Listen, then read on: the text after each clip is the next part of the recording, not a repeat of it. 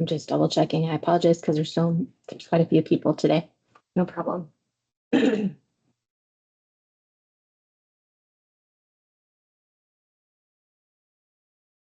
room is clear, Chair.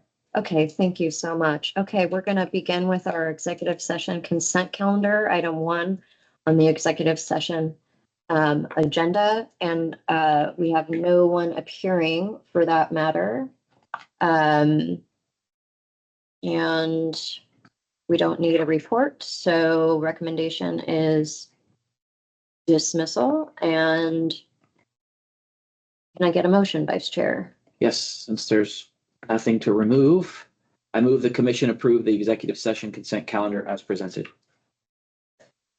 Commissioners, you've heard the motion. Administrator, please call the roll. Commissioner Thompson. Aye. Commissioner Mettler. Aye. Commissioner Burke.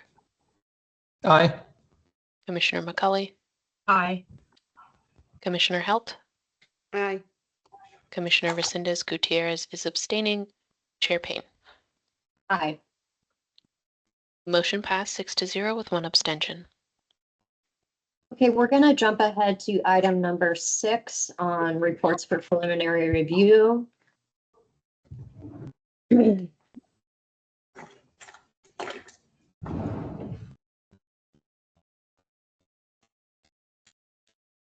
is this one here. Yeah. And the, Joe gets. okay. And they are in the room. I'm just gonna turn on their mic.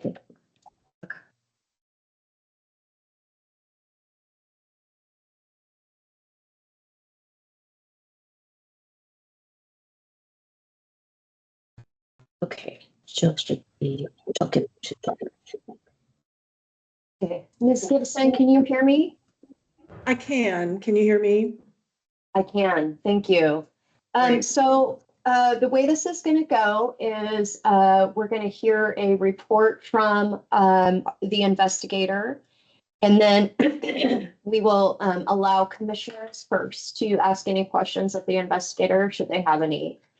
And then we'll give you a short opportunity to make a statement, no longer than 3 minutes. We have a long agenda today.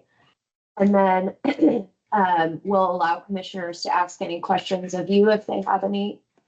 And then we'll move forward to make a determination on whether to move this case forward to investigation or not. And just to be clear, there's no decision today whether any violations have occurred. The only motion that will be or decision today before the commission is whether to move this forward to further investigation or not. Okay. Okay. So please, Investigator Sullivan, please give the report. Yes, thank you, Chair Payne and Commission. This is Investigator Josh Sullivan for the record.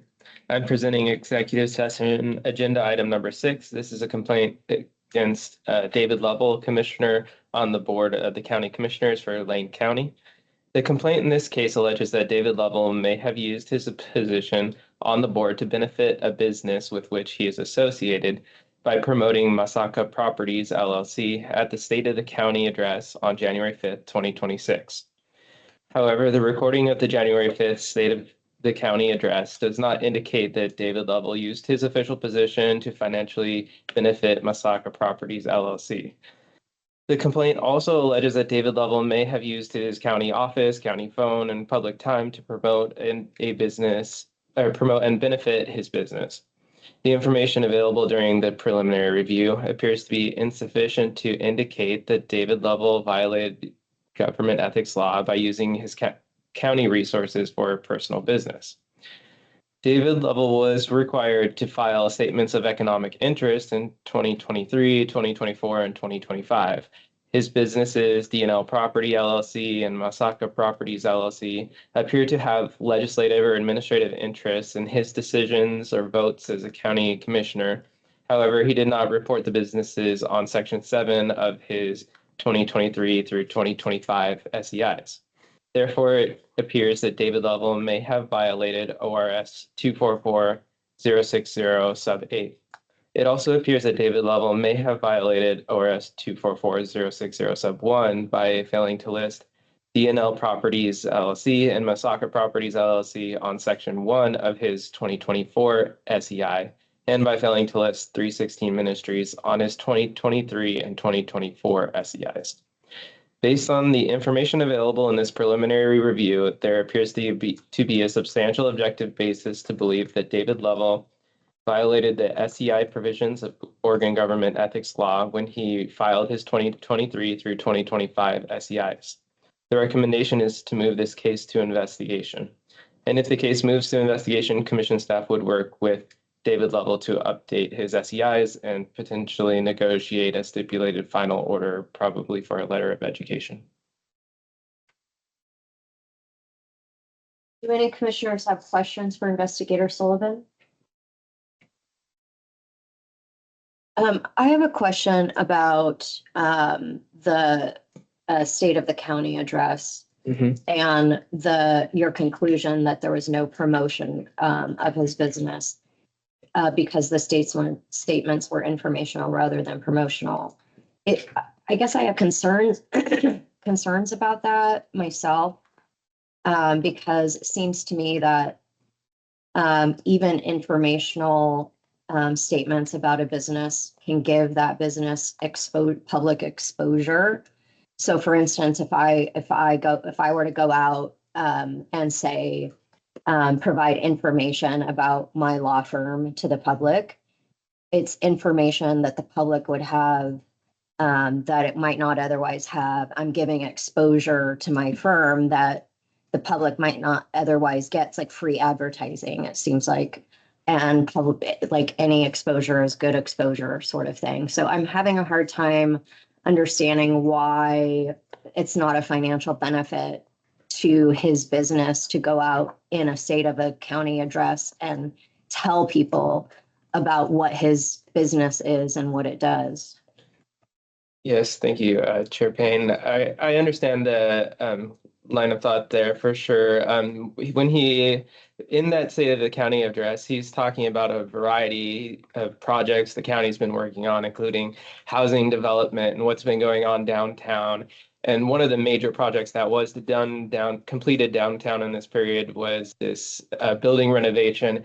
And he says that it was done by his business, and there's about 2 sentences in there that explain that his business was part of that renovation.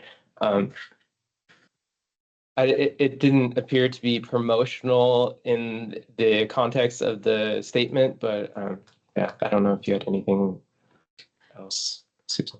I would add, and I haven't listened or read the state of the city address or state of the county address, but I think if a mention of your business is in the context of mentioning all these different things happening in the city, that may include your business but other businesses. For example, if you were talking about downtown redevelopment and you say, you note that there was this redevelopment involving Masaka Properties, you note that there were other businesses. I don't know if he identified any other businesses in the speech. I don't know if he did by name, but he was discussing other projects.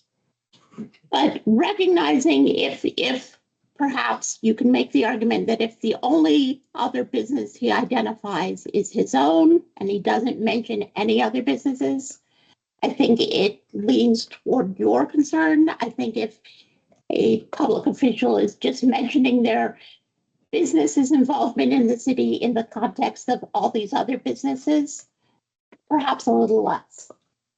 I mean, what I'm reading here is during the speech, he explained that Masaka Properties recently finished a 15,000 square foot building, which added housing units, commercial space, and jobs to the area.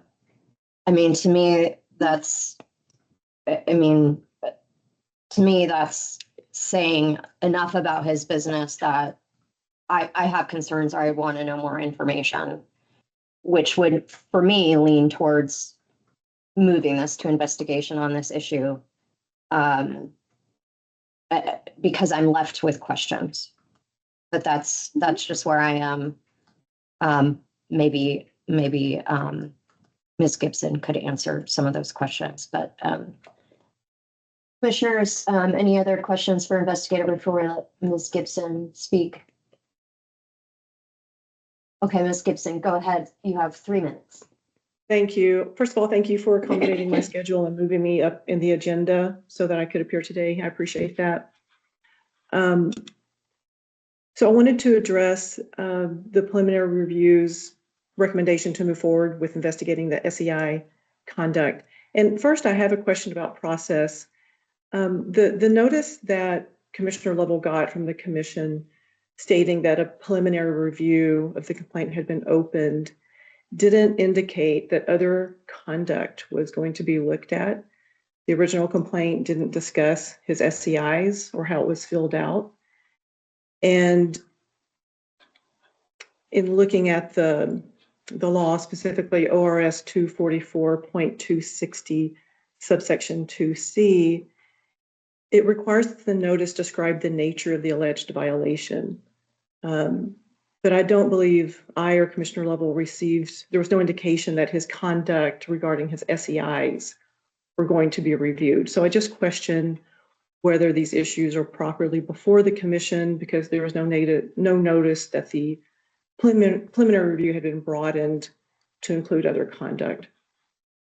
But moving on to that conduct, regarding section 1, that's the section that requires public officials to list businesses in which they or a household member is an officer or director.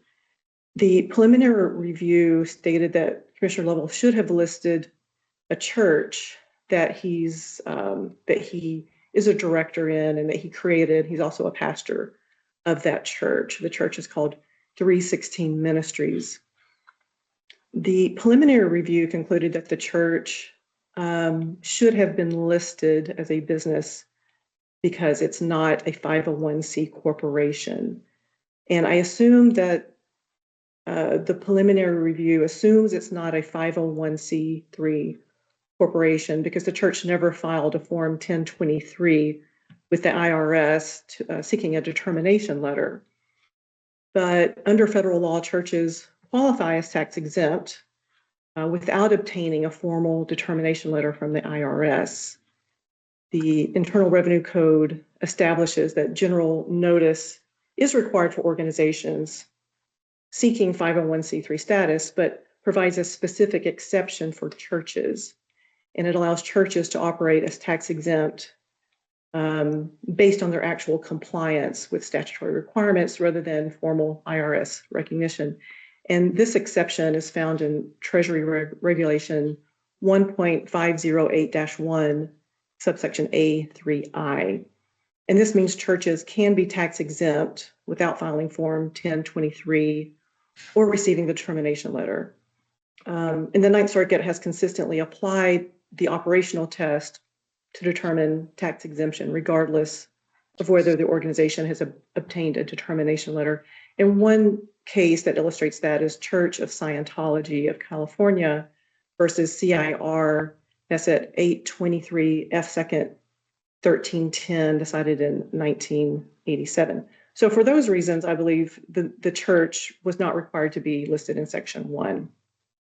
However, we admit that in his 2024 SEI, my compliant completely overlooked Section 1, and he didn't list even his for-profit businesses in Section 1 for that year.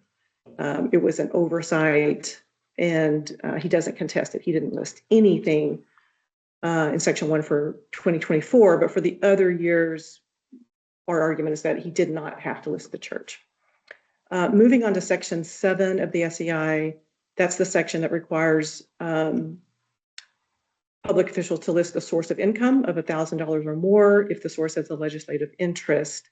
Commissioner Lovell did not list his 2 for-profit businesses, and the preliminary review concludes that this may be a violation because those businesses have legislative interest because they are located and operated in Lane County.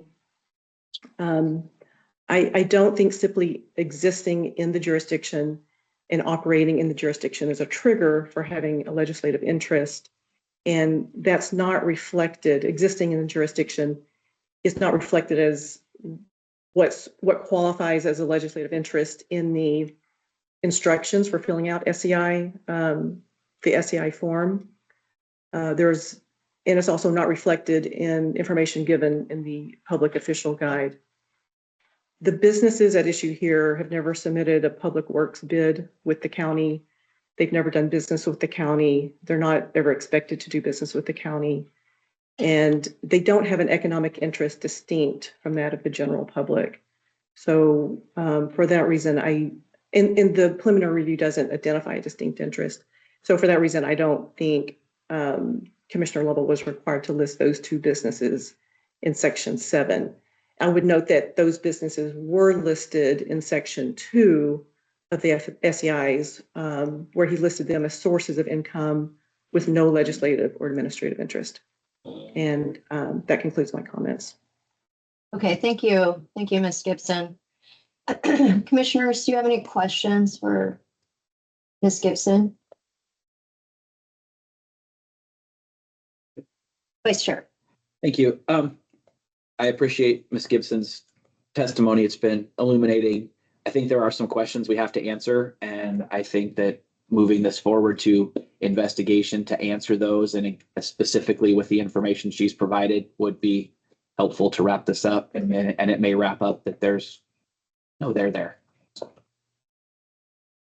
would simply add that whether or not an entity is tax exempt, which I follow, and I need to look at the case law and the regulation you provided, but what the language of what constitutes a business in ORS 244.020 subsection 2, it does actually require 501c status. If you must be a 501c corporation for that exception in the definition to apply. Now, it may be, you may absolutely be correct that there has been a determination that the tax exemption given to them is a 501c exemption. I don't know, but we would definitely look at that in an investigation.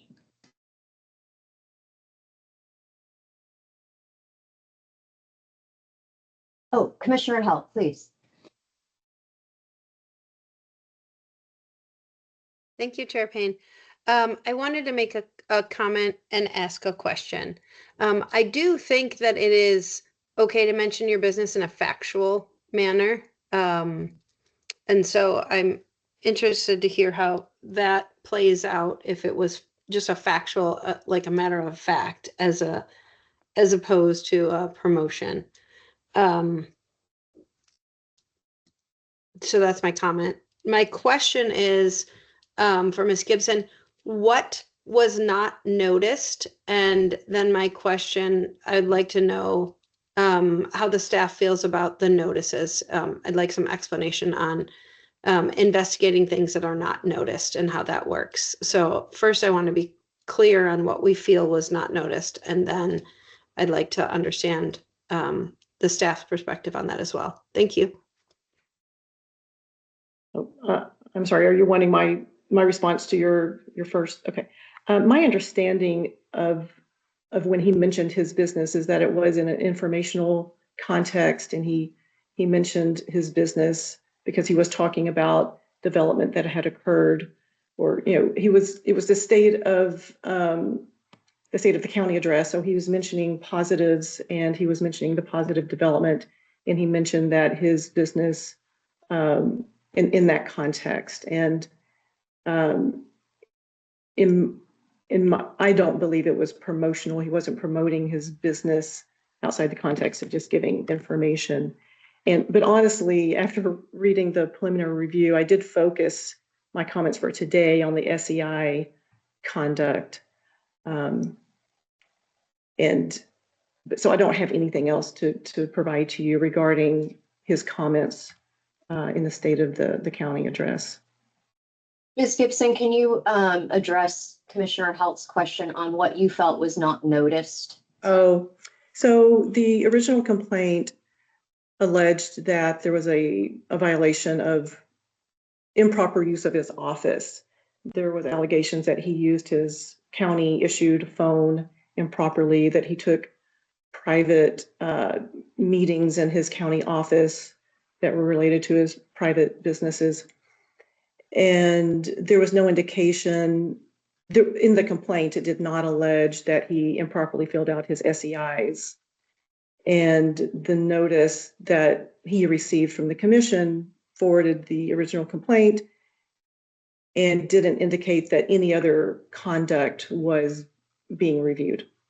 And it wasn't until we got the preliminary review that I realized that, oh, they looked at his conduct and looking at the SEIs. And that's why what I'm saying today was not included in his official response to the commission. It didn't include any information regarding the SEIs because we didn't know it was under review. So this is the first the commission has heard our defense on those issues. Thank you, Ms. Gibson. Executive Myers, I'm also interested in this because I am looking at in the Google Drive, and I am looking at the email that was sent and the original complaint. And it does appear that it was not included in the notice or the original complaint. So, thank you, Chair.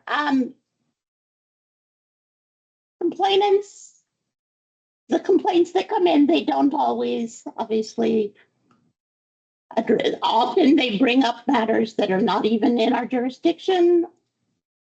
It can take some work by the investigators to even figure out. So when the letters go out, the letters are based solely on, or the email solely on what the complainant put in. However, we have the authority, things get discovered in the course of completing that preliminary review. So if to determine what businesses would be within raise whether he would have a conflict, we would look at their statements of economic interest to see what are the businesses with which you are associated. So often in an actual preliminary review report, things may be discovered in the course of completing the preliminary review that the complainant may not have understood how to put any of that in their complaint. The alternative, of course, would be if we discover, for example, the potential SEI violations, to not include them in this preliminary review report, but bring it back to the commission as an own motion and open a separate case and do it all as a separate action. Not particularly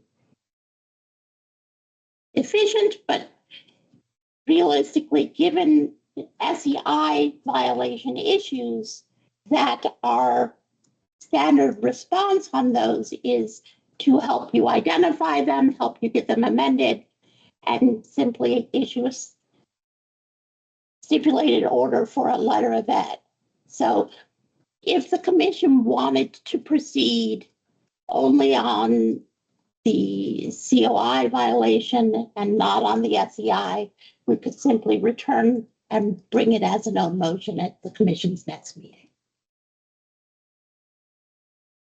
Well, I'd like to hear from our council maybe on whether there's due process concerns with moving forward with violations that have not been noticed in the original complaint, and whether we need to do a own motion on things that come up in the preliminary review. So Chair Payne, I don't believe that, to the best of my knowledge, this has not come up before. And as Executive Director Myers has said, this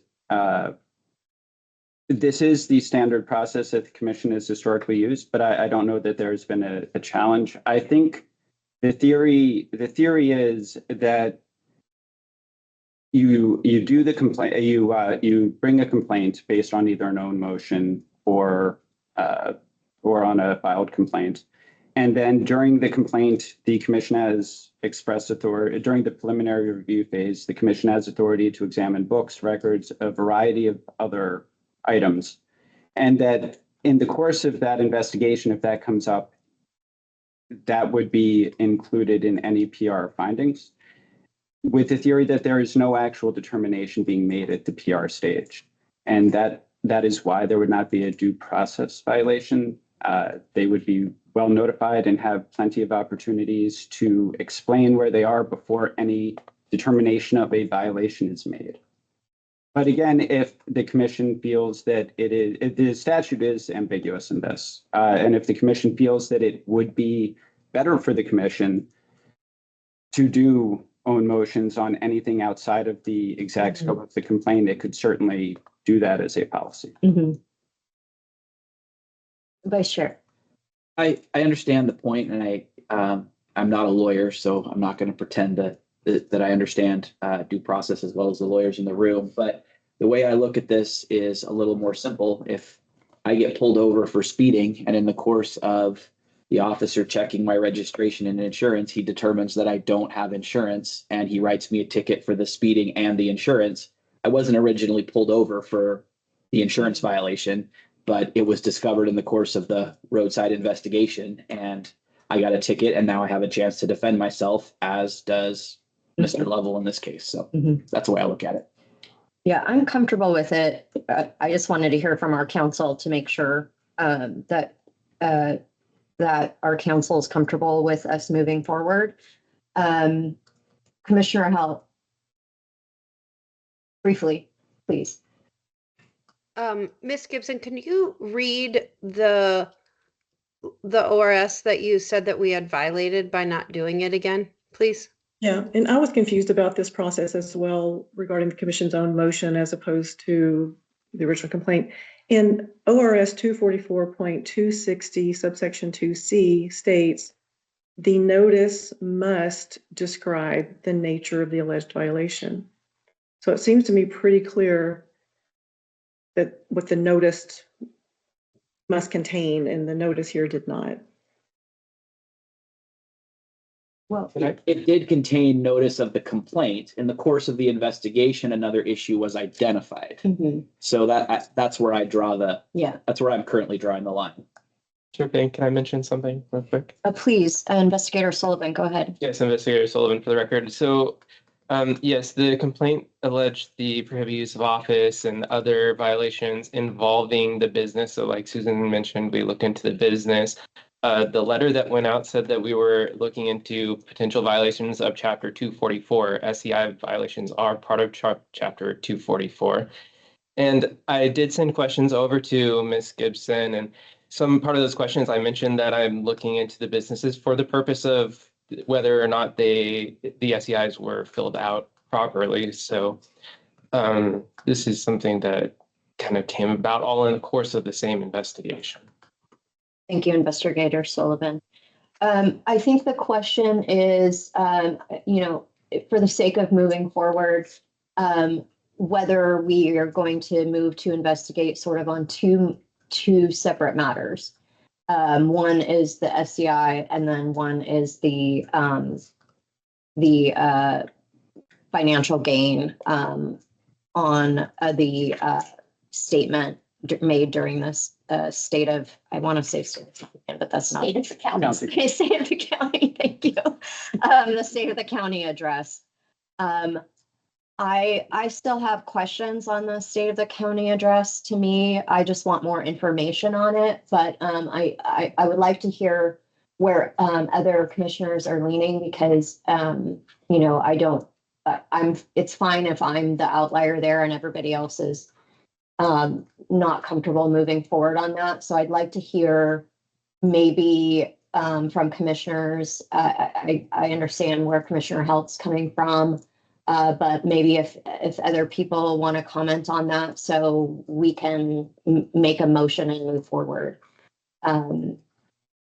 If anybody else is willing to maybe speak up where they're coming from on that. Commissioner Mettler. Yeah, I would agree with that, I think there is enough there that we need further information. We have some questions, and I think it would be appropriate to move forward with investigation just to clarify some of these questions that we have. Thank you. Commissioner McCauley, I see you nodding in agreement. Yes, Okay. I would support that as well. Thank you. Okay.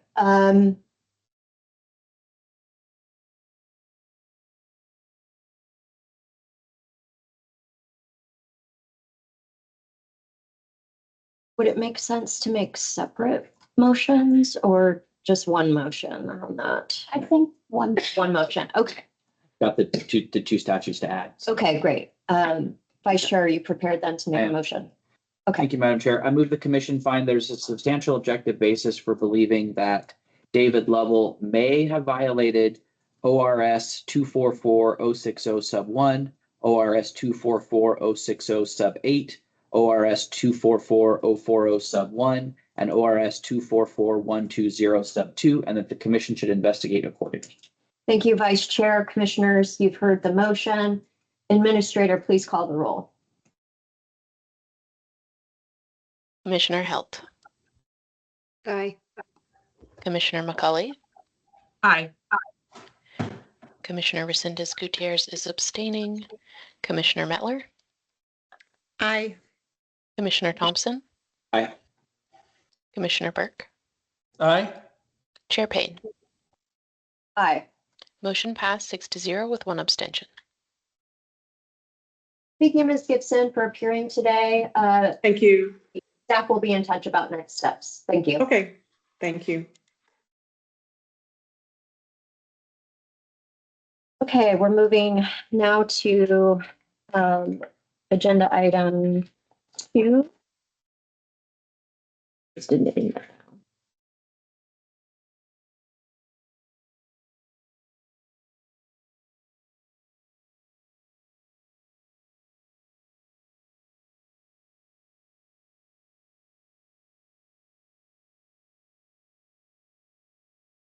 They should be in the room and able to. Dr. Farley, can you hear me? Good morning. Yes. Okay, well, you're a little quiet. Can you speak again? Yes. Okay. Dr. Farley, welcome. The way this is going to go is the investigator is going to give a report. And following the report, we'll open it up for commissioners to ask questions of the investigator. And then following that, we'll provide you an opportunity to make a statement to commissioners. And that will limit you to 3 minutes. We have a long agenda today, so we'll just ask you to keep it as brief as possible. And then we'll open it up to commissioners to ask you any questions they may have of you. And then we'll move it forward to a decision whether to move this forward to investigation. That's the decision that will be made today. There's going to be no decision as to whether any violations have occurred today. And that's an important distinction that I want you to understand, is that the only decision being made today is whether to move this forward to get more information and investigate accordingly. With that said, Investigator Pacheco, please give the report.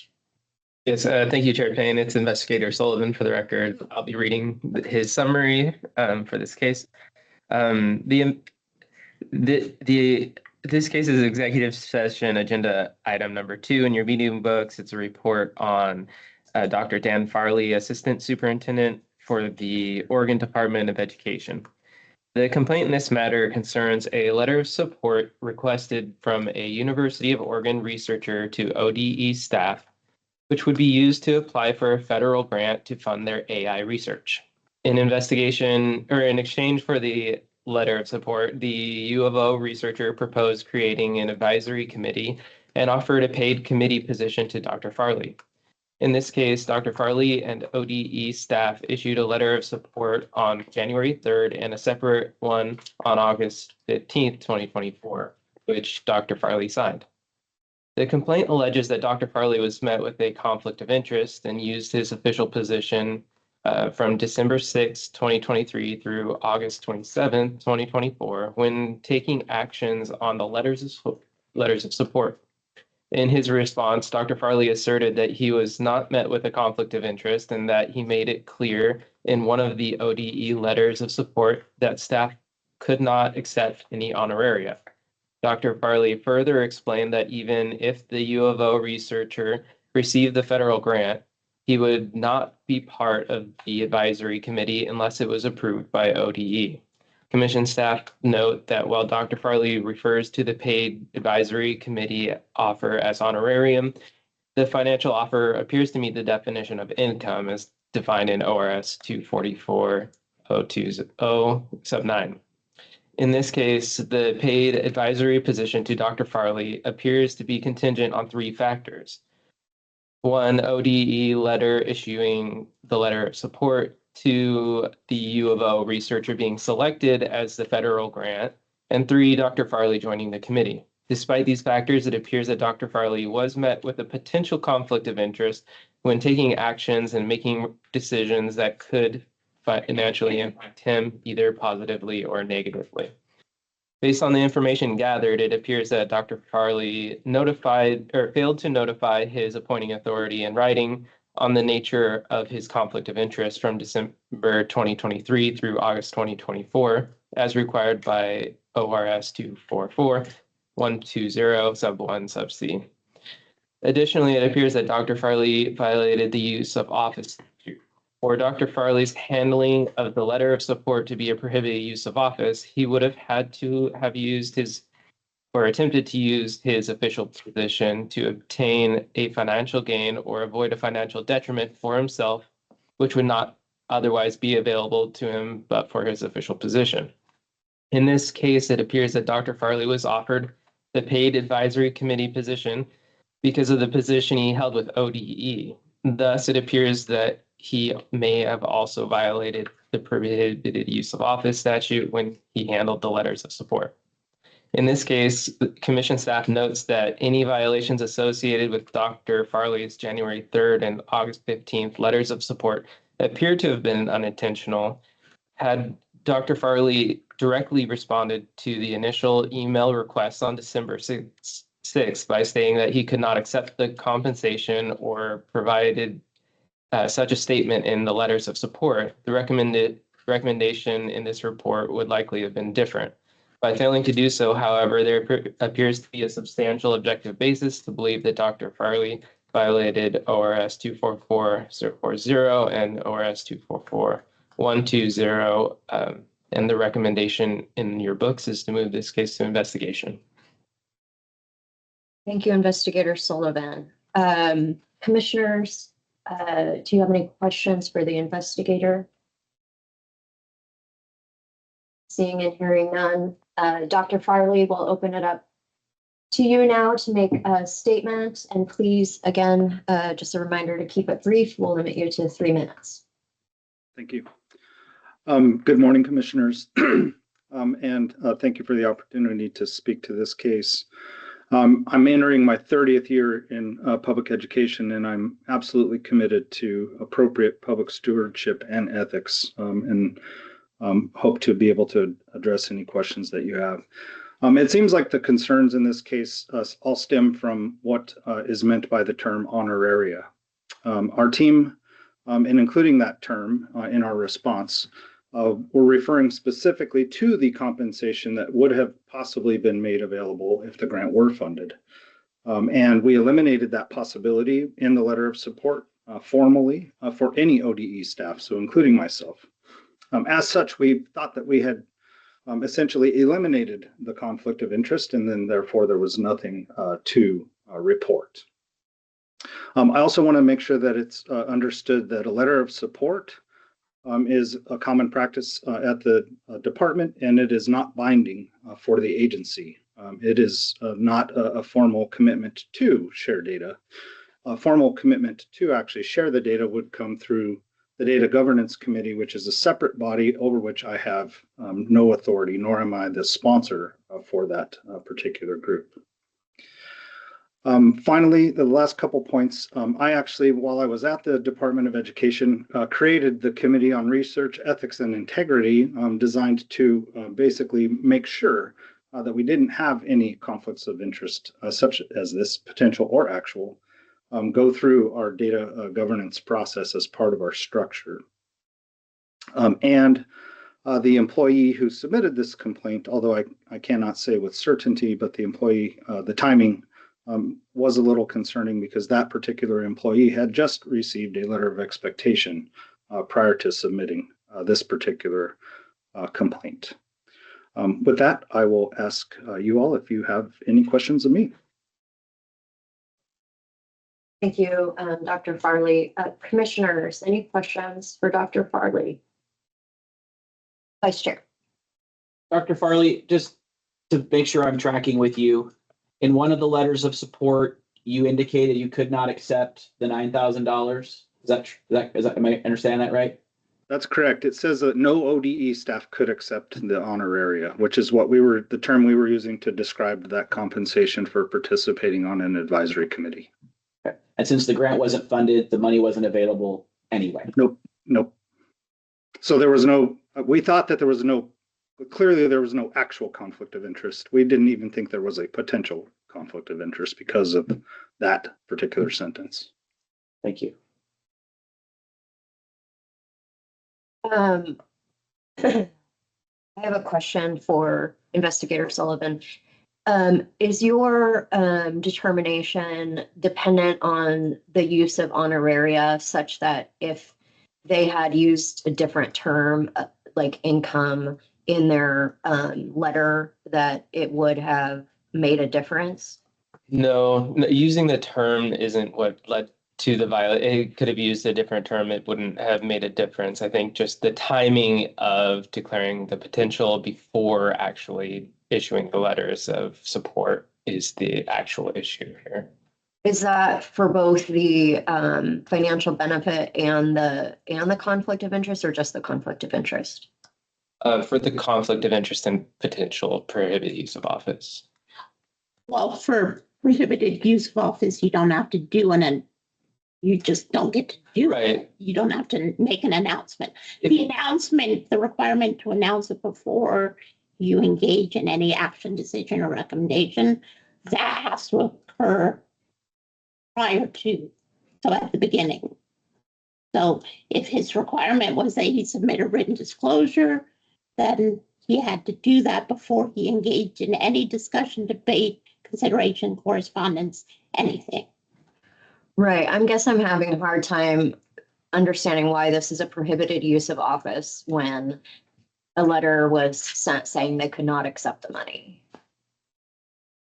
And it seems to hinge on this use of this term honoraria and a conclusion that honoraria is not income, honoraria is a specific term, and it seems like it's kind of a technicality when I think the intent was to say we cannot accept this $9,000, and they used the word honoraria, but their intent was clearly referring to the $9,000. So for myself, I'm inclined to not move the prohibited use of office forward. I'm open to discussing the conflict of interest because perhaps there was still a potential conflict of interest that was not properly addressed, but I'm leaning towards not moving the prohibited use of office forward. But I'd like to hear from other commissioners. Commissioner Help. Thank you, Chair Payne. So with the timing, I just had a question. If you're going to say you are not accepting it, shouldn't you say it before the grant is accepted? The timing makes more sense to me in that way. So can you clarify that for me? Thank you. The grant was not accepted. It was a proposal that was submitted by Dr. Zoplu-Oglu. So in terms of the timing, the way that he described the opportunity for the department, which had a potential fiscal benefit for us in the form of an AI scoring engine for our writing state test submissions. we felt that the letter of support that we wrote eliminated that as part of his proposal. So I'm not sure what his eventual grant application looked like. We actually didn't see the final grant submission, but we didn't feel that there was a conflict of interest at that point because we had let them know that no ODE staff could accept that compensation. Thank you. I am inclined to dismiss this because I think you would have to tell them in advance that you're not taking the money. I think that makes sense to me for the timing. I'm not understanding why we would want the timing to be different. Thank you.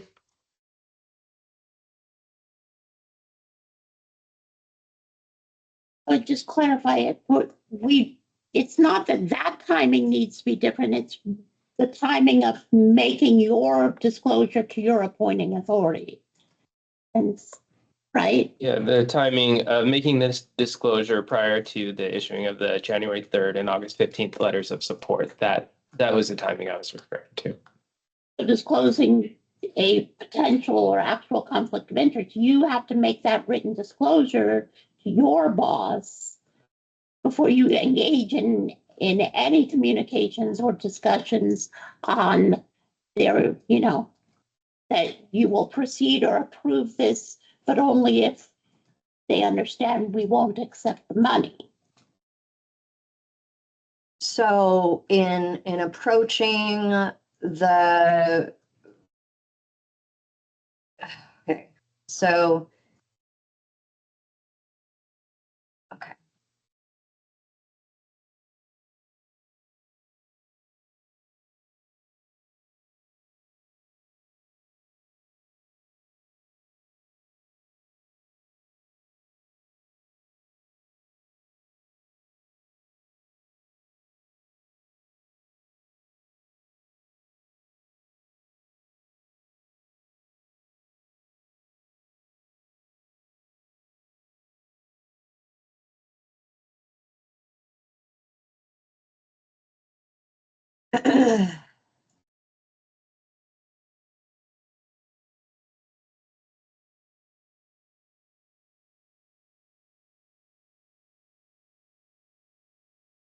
So because there was a discussion about the letter of support and it could have gone the other way, it could have said, yeah, let's take the money. There was a potential conflict of interest at that time.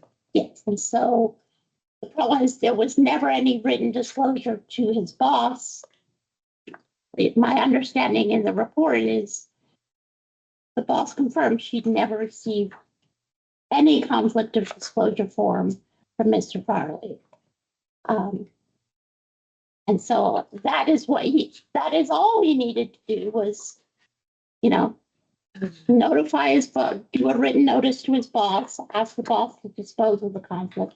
The boss could tell him then, we're fine with proceeding so long as you guys don't take the money.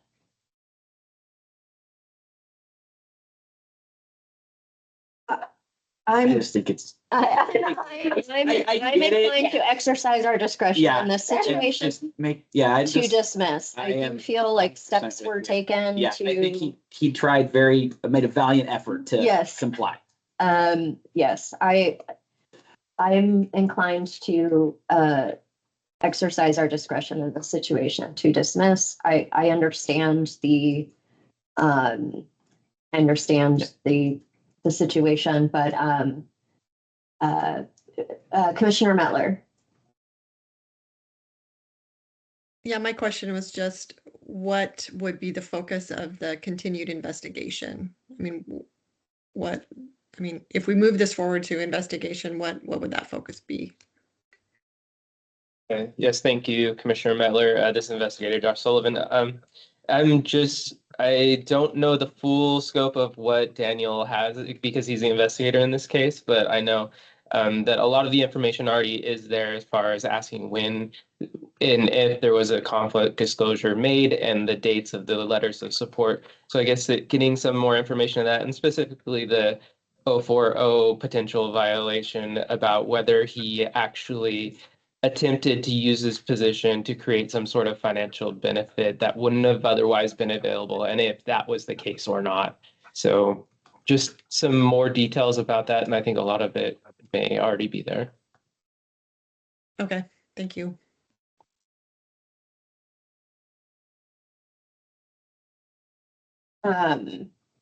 I think I'm inclined to dismiss. I think Vice Chair is inclined to dismiss. I see a few other head nods, but if anyone else, okay. Okay, Vice Chair, are you prepared to make a motion? I am. Madam Chair, I move that for executive session agenda item number 2, that the commission dismiss the complaint against Dan Farley. Okay, commissioners, you've heard the motion. Administrator, please call the roll. Commissioner McCauley, Aye. Commissioner Resendez Gutierrez, Aye. Commissioner Burke, Aye. Commissioner Matler, Aye. Commissioner Thompson, Aye. Commissioner Helt, Aye. Chair Payne. Aye. Motion passed 7-0. Okay, Dr. Farley, the matter has been dismissed. Thank you for appearing today. And nothing is moving forward in this, but this is an opportunity for education. Thank you very much. Thank you. Okay.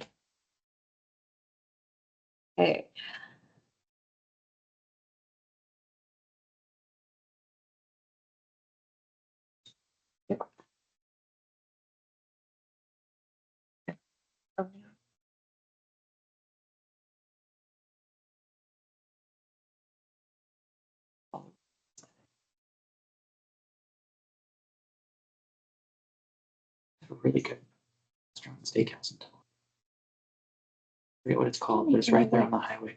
Chris Shaw should be on. Okay. Mr. Scholl, can you hear me? Okay. All right. So what's going to happen today is the investigator is going to give a report of your preliminary review. And after that, we're going to open it up for commissioners to ask questions of the investigator.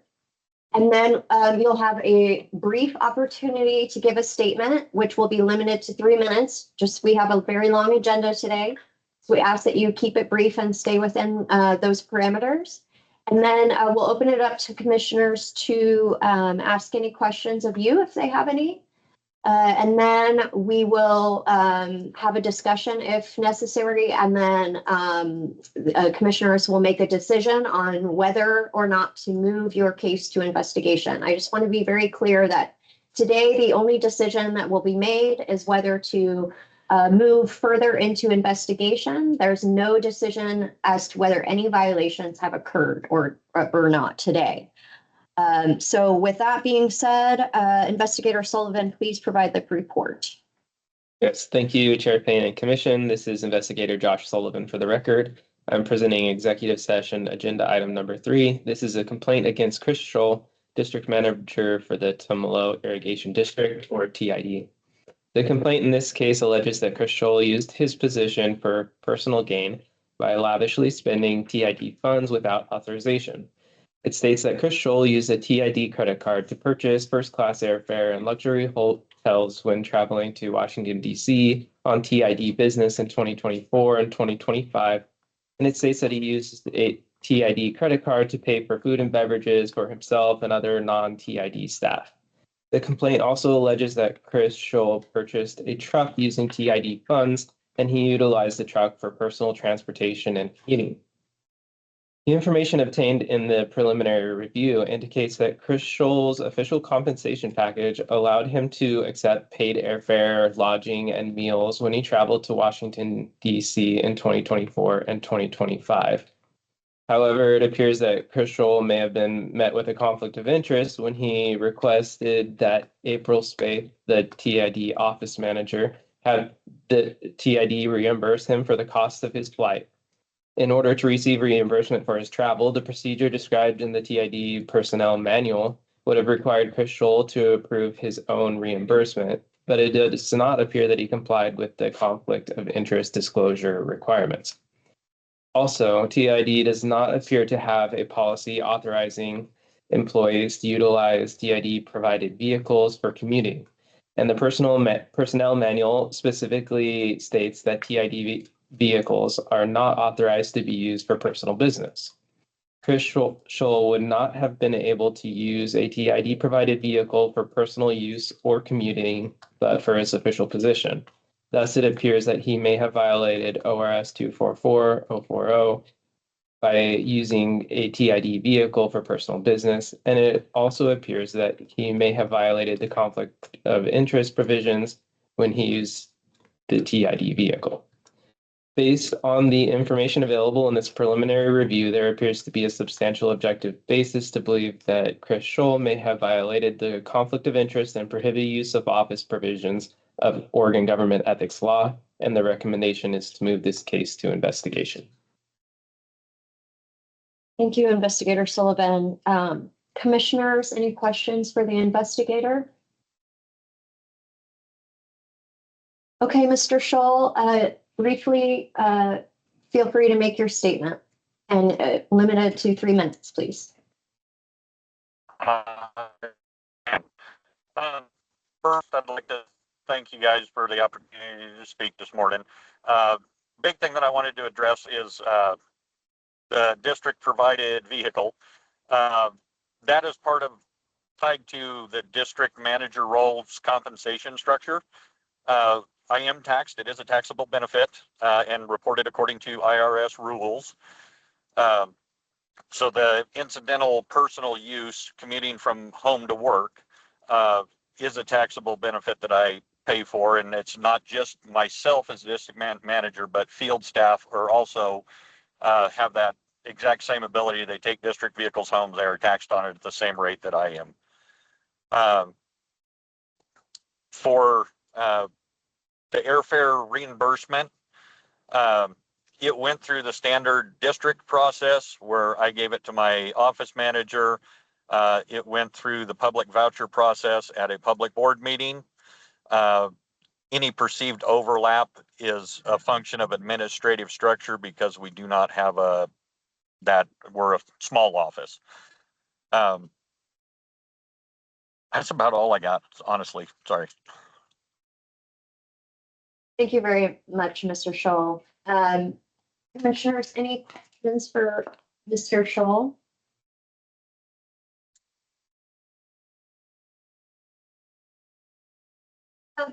I have a question for you, Mr. Scholl. On the airfare for your wife, was that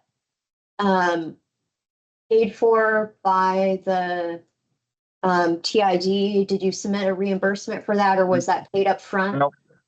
Nope, that was paid on my own personal card.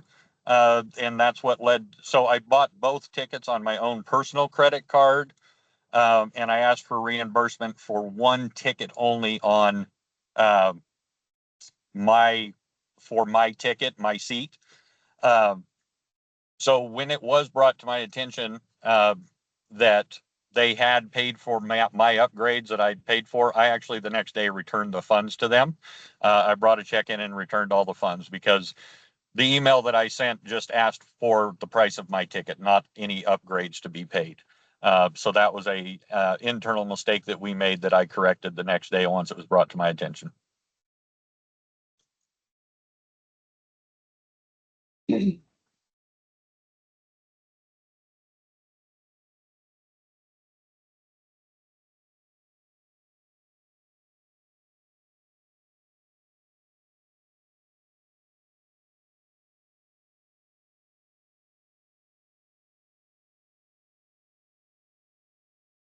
Madam Chair.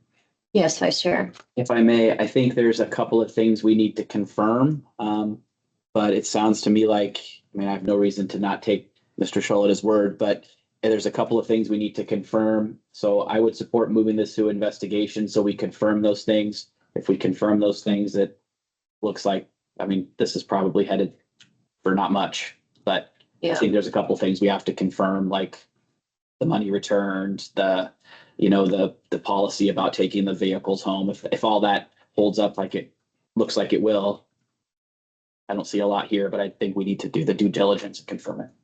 Thank you, Vice Chair. I'm very much in agreement. I think sometimes it's good, Mr. Scholl, when things go to investigation because, we can get all the information and ultimately, after an investigation, you can have your name cleared fully, but we need to go through that process and ultimately do our due diligence. So I'm in agreement with Vice Chair on this matter that we just need to fully, confirm the information that you've provided with for us today.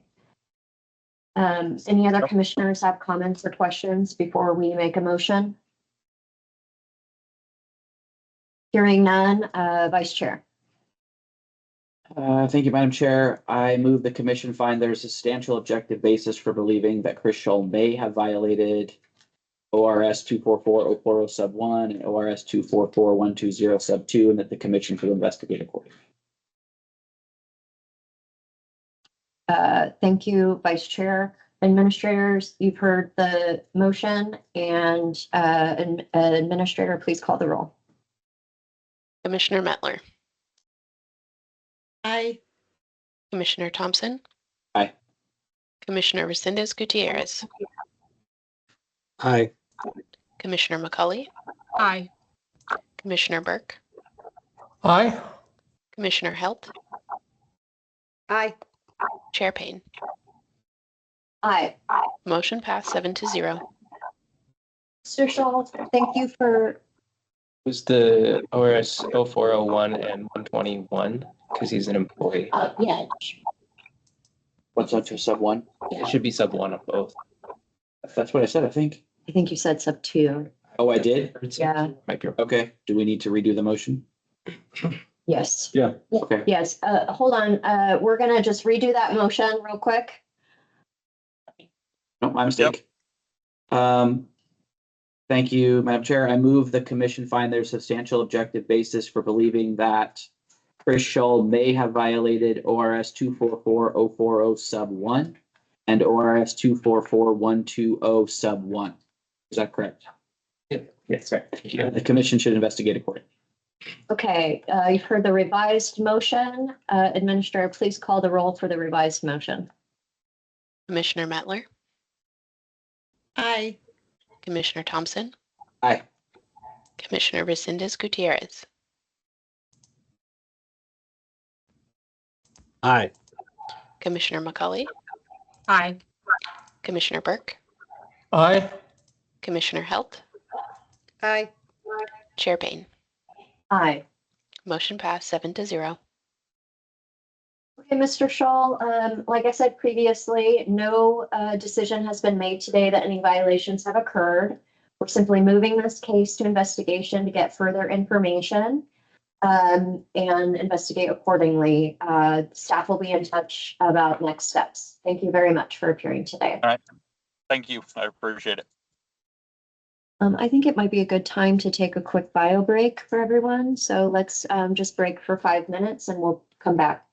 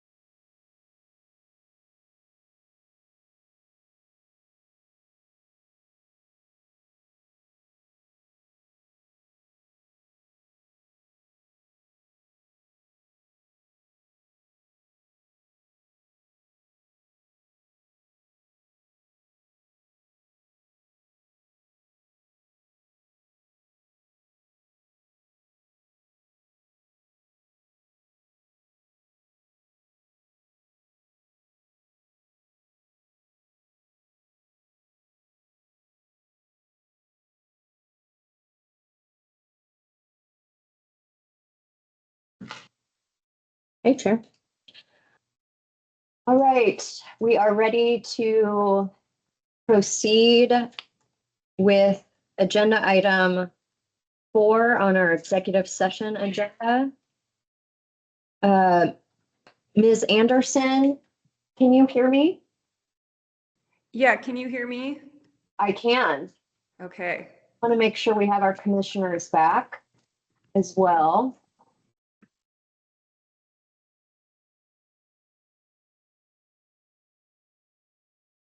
Great, wonderful. Okay. Ms. Anderson, this is basically how this is going to go. Our investigator will give a report of the preliminary review.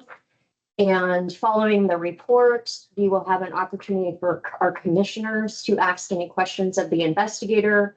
Following that, you will have an opportunity to give a very brief statement. We will limit you to 3 minutes, as we have with all respondents, because we have a very long agenda today. Following your statement, we will give commissioners the opportunity to ask you questions if they have any. And then we will proceed with a determination of whether to move your case forward to investigation. I just want to clarify that there is no decision today being made that any violations have occurred. The only decision today is whether to move your case forward to further investigation, okay? All right. That being said, Investigator Sullivan, you are the star today, so please give another report. Yes, thank you, Chair Payne and Commissioners. This is Investigator Josh Sullivan for the record. This is executive session agenda item number 4 in your meeting books. It's a preliminary review report for Berlin Anderson, City Council member for the City of Echo. In addition to her role on City Council, Ms. Anderson is an employee of Echo Ridge Cellars, LLC, a business owned by one of her parents, which is located within the city limits. Both Ms. Anderson and her parents live and own property in town. The complaint in this matter seeks to determine whether Ms. Anderson properly declared her conflicts of interest at 5 city council meetings on June 24th, July 8th, July 21st, and August 14th and September 15th, 2025, when discussing the city's comprehensive plan, development code, and zoning map, collectively referred to as the plans. Based on the information gathered, it appears that Ms. Anderson failed to properly declare the nature of her conflict of interest at the 5 city council meetings as required by ORS 244-120 sub 2. As indicated in the June 24th meeting minutes, Ms. Anderson announced that she had a conflict of interest because she and her parents owned property in town, which included property owned by her parents' business. Because her declaration failed to identify the businesses owned by her relatives, it does not appear that she fully declared the nature of the conflict of interest. Similarly, her public announcement at the July 8th, 21st, August 14th, and September 15th meetings failed to identify that both she and her parents owned property in town, or to identify Echo Ridge Cellars as a business with which she is associated. Should this case move to investigation, Commission staff would seek to determine whether the class exception applies such that Ms. Anderson was not required to declare a conflict of interest when taking actions or making recommendations on the plans. Based on the information available in this preliminary review, there appears to be a substantial objective basis to believe that Ms. Anderson may have violated ORS 244-120 sub 2, and the recommendation in your books is to move this case to. Thank you, investigator. Commissioners, any questions for the investigator? Seeing and hearing none. Ms. Anderson, now is the time for you to give a brief statement, should you choose to do so. And we will limit this to 3 minutes. Okay, tell me when to start. Go ahead. All right, so I'm just going to give you a little bit of background. In early 2024, ECHO received a grant from DLCD to update our comprehensive plan, development code, and zoning map to get it into compliance with the state. Within the committee and community, the biggest concern was the potential zoning map update. The land between the ditches owned by 6 private property owners and 1 section owned by the city is owned open space. One of the private property owners is my dad. In the report, you will see the letter from Tammy Williams addressing her grievances on June 2nd, 2025. After this email, I spoke with our city administrator who reached out to the Ethics Commission, and on June 12th, Josh Sullivan replied to his inquiry. This letter was forwarded to all city council members on June 20th, 2025. On June 24th, 2025, was our first land use hearing. In this hearing, all councilors announced that they own homes and property in the city. There was a brief discussion about how it seems unnecessary to have to announce our home ownership because to be on council, you must live in the city. After this meeting and discussion, no one on council announces their home ownership again as a potential conflict of interest in any of our meetings. As you'll see in the report, I announced my potential conflict of interest with the potential rezoning of my dad's property in all the meetings. I received an email prior to the meeting on September 15th from Mr. Escalante asking to meet and talk about my potential conflict of interest involving the potential rezoning of that property. I agreed to meet at City Hall before the meeting. I did not participate in land use hearings in October and December of 2025, and we did not have a land use hearing in November 2025. January 9th, 2026, Tammy Williams has her hearing at the Ethics Commission. January 13th, in our regular city council meeting, during public comment, Mr. Escalante announces he'll be filing ethics complaints against me. January 15th at 2:43 p.m., my case was opened. January 15th at 5:43, Tammy Williams resigns. January 27th, 2026, my first land use hearing since the meeting in September 15th, 2025. After announcing our potential conflicts of interest, the public is allowed to challenge any councilor's qualifications. At this time, Mr. Escalante said he believes I should not be allowed to vote on the Comprehensive Plan and Development Code because I'm under investigation by the Ethics Commission. He comments that Councilor Williams took herself out of the equation because she was under investigation.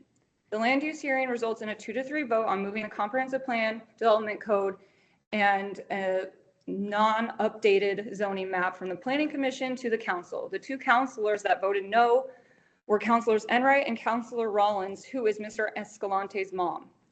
Between the gap in my participation in hearings, the timing of Councilor Williams' resignation in January aligning with my case opening makes the motives of the filing seem targeted. It seems like an attempt to get me removed from council or not to be able to vote.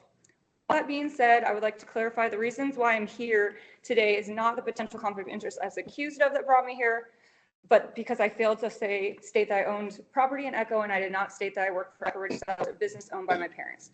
As I said before, the home ownership was not addressed as a potential conflict in any meetings by any councilors after June 24th. 6 wrongs does not make it right. As the report in my timeline reflect, I reached out to staff and I tried to get advice so I could be transparent as possible. I was trying to do the right thing by announcing the potential conflict of interest I believe I had. None of this was intentional. It's a small town of 700 people, so everyone knows where you live, where you work, and what car you drive. This has definitely been a learning experience, and I hope the commission will recognize my intentions through all of this with be transparent and forthcoming. Thank you, Ms. Anderson. Commissioners, Sorry, I tried to do it in 3. You did fine. Thank you. Okay. Commissioners, any questions for our respondent? I have a question for staff. Go ahead, Vice Chair. Thank you, Madam Chair. Assuming for a moment there's a class exemption here, that would be a decision that we would have to make after an investigation. So in order to apply a class exemption here, we have to move it to investigation to make that determination. Is that correct? Yes, because usually there's not enough time in preliminary review to get all of the information needed to make a thorough analysis of whether the class exception would apply. So we can do that if it moves to investigation, if that's what the commission expects. And I would like to respond to Ms. Anderson's comment about, the first time it came up, because in order to be on council, you have to own property in the city. It's a small city. Everyone knows. We hear the everyone knows argument a lot when it comes to conflicts in small towns. But what the statute requires is the announcement, regardless, unless something like the class exception applies. And so, as in Daniel's report, near the end of it on page this is, page 9 of Daniel's report, he included in there that for the class exception to apply, we would need to analyze both the existence of the class, but whether any financial impacts of the plans being considered would affect all members of the class to the same degree. And so that it may be that would apply. It's just we need more information before we can make that determination. Thank you, Executive Director Myers. Any questions or comments from commissioners? Commissioner Halt, please. Thank you. I understand the letter of the law and all of the things that we're here to enforce. This gives me a lot of anxiety in that in small town politics, sometimes this becomes weaponized, and this feels like it's become weaponized, and I don't really like the way that makes me feel. I'm not really sure what to do about it, but thank you, Commissioner. Yeah, it is unfortunate when our commission is used as a political tool, and it does happen. And I do recognize that that is unfortunate. And I do want to recognize that, Ms. Anderson. However, we still have an obligation to enforce our statutes and do our job as a commission, even when motivations of complainants are not pure. So I apologize for that, and I want to recognize that complaints may be filed with ulterior motives, and we unfortunately cannot decline to do our job when the complaints are filed with those ulterior motives. So, but I do want to recognize that, and that is stressful, and that small town politics can play a role in the complaints being filed. So I do want to recognize that, and that can be very stressful as a public official who's you're doing your job. I agree with Vice Chair that I think it would be helpful, though, to move this to investigation and possibly consider whether a class exception exists here. I think that would be helpful. And also, when these sort of political issues are involved, sometimes it's helpful to move this to an investigation, and ultimately maybe it will result in clearing your name, and that can be helpful. But I do think it's important for us to, do our role as a commission. That's where I'm leaning, is moving it to investigation and determining whether a class exemption exists. Any other comments from commissioners? Can I? Please, Vice Chair. Just real quickly, and I know this is a hypothetical, and if you don't want to answer it, don't. But if a class exemption does not exist, and the counselors that voted no are on the hook as much as the counselors who voted yes for not declaring a conflict of interest because it's a financial interest or financial detriment. So, I mean, voting no on something does not get you out of the conflict of interest requirements should a class not exist. Okay, thank you. And we would have the option at that point to potentially bring out motions or. Right. Okay. Right.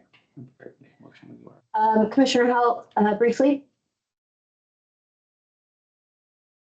You're on mute. Sorry. I just wanted to say that I don't think ethics violations should be used to try and get people off commissions, and just continue to do your good work, and hopefully good governance. These should never get in the way of good governance. And so please keep fighting to pass your comprehensive plans and do a good job. Thank you. Thank you, Commissioner. Vice Chair, you have a motion? I do. Madam Chair, I move that the commission find there's a substantial objective basis for believing that Berlin Anderson may have violated ORS Chapter 244-120 sub 2, and that the commission should investigate accordingly. Thank you, Vice Chair. Commissioners, you've heard the motion. Administrator, please call the roll. Commissioner Help, Aye. Commissioner Resendez Gutierrez, Aye. Commissioner Mettler, Aye. Commissioner Burke, Aye. Commissioner Thompson, Aye. Commissioner McCauley, Aye. Chair Payne. Aye. Motion passed 7-0. Ms. Anderson, what the commission has just done is voted to move this to investigation. Again, there's been no decision today that any violations have occurred. Again, one of the things that the commission may consider is whether a class exemption exists. Staff will be in touch about next steps. Thank you for appearing today. Thank you.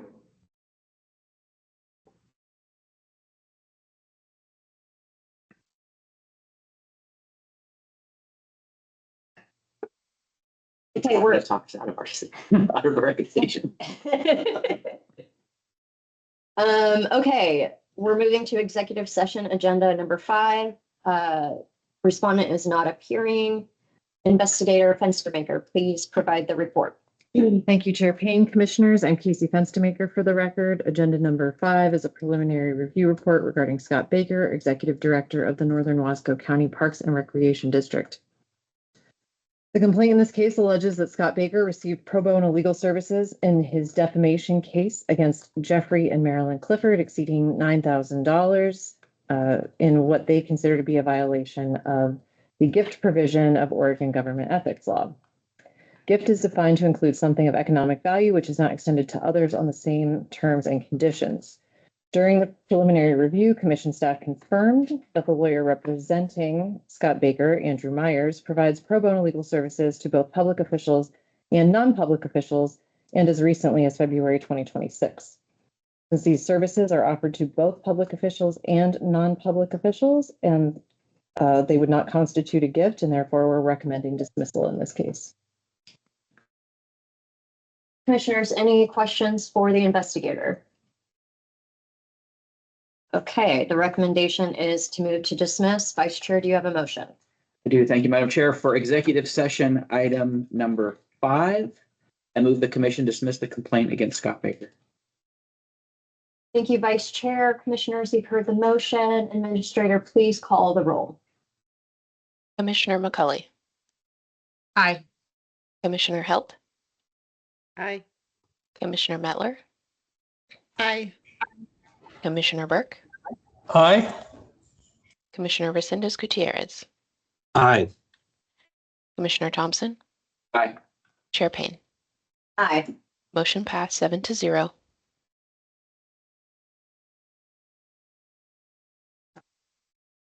Seven and 8, we can consider these together, correct? Okay. They are not appearing. Not appearing. Okay, Investigator Sullivan. The report for 7 and 8, please. Yes, thank you, Chair Payne and Commissioners. This is Investigator Josh Sullivan for the record. Executive session agenda items 7 through 8 in your meeting books are preliminary review reports for Mayor Heidi Lambert and Rick Booth, members of the Waldport City Council. The complaint in these cases concerns a January 15th, 2026 executive session to consider matters relating to deliberations of real property transactions and to consider informations or records exempt by law from public inspection. A violation of ORS 192-660 sub 2 occurs when members of a governing body discuss topics in executive session that are not authorized by the provisions cited for that meeting. In order for a governing body member to be held responsible for such a violation, they would need to have been present for that executive session. As Ms. Lambert and Mr. Booth were not present, it does not appear that they violated the executive session provisions, and the recommendation is to dismiss. Thank you, Investigator. Any questions for the investigator, Commissioners? Seeing and hearing none, Executive Director Myers. Yes, so I need to bring something to the commission's attention. Not only did we vote on the date change in public session, but it was brought to my attention this morning that when our staff, it was when I was out sick, but when our staff sent the case opening letters and emails to these two respondents, and I will repeat this for the next group. The letters and emails identified the potential violations as violations of ORS Chapter 244, but in fact, these were violations of public meetings law. So, given that that is a substantial violation of our requirements in 244, 260, don't love admitting to the mistake, but we made that mistake, and that would be grounds for not moving any of the cases to investigation. Obviously, in this one, we were going to dismiss anyway, but need to let you all know that. Okay. Since the recommendation is moving to dismiss, I don't think it matters for these two cases. I think we'll need to discuss that further on the next set. Yeah. Vice Chair, do you have a motion? I do. Madam Chair, I move that for executive session item number 7, I move the commission dismiss the complaint against Heidi Lambert. We can do these all together, right? You can do 7 and 8 together. Well, then I'm going to make another motion. Yep, please do. For executive session agenda items number 7 and 8, I move the commission dismiss the complaint against Heidi Lambert and Rick Booth. Thank you, Vice Chair. Commissioners, you've heard the motion. Administrator, please call the roll. Commissioner Burke, Aye. Commissioner McCauley, Aye. Commissioner Resendez Gutierrez, Aye. Commissioner Mettler, Aye. Commissioner Thompson, Aye. Aye. Commissioner Helt, Aye. Chair Payne. Aye. Motion passed 7-0. Commissioner Burke, we got you about 4 times.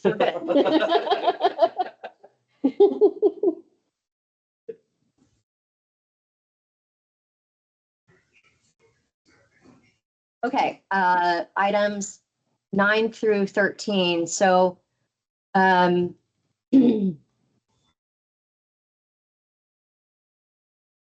do we want to have the investigator give the report, or do we want to just address the issue up front, considering the notice? Okay. And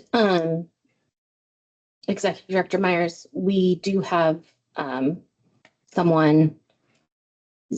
Yes, so I'll let you. as I had mentioned in our break, Mr. Dunn has indicated that he is in the room. He has invited the city administrator in the room with him. It is up to the chair whether to permit anyone other than a respondent and their attorney to attend. So it's fine if they attend. I'm not going to let them speak. So I will let them know that up front. So let's go ahead and. Before we do that though, Chair, we do need to ask Susan Woodruff if they waive confidentiality for Dan to be in the room. let them, Yeah, admit them and then we'll. so I can admit Let's admit Susan first. Okay. Who's the person again? Dan Cutter, he's the city. In just one moment while I get her permissions to unmute.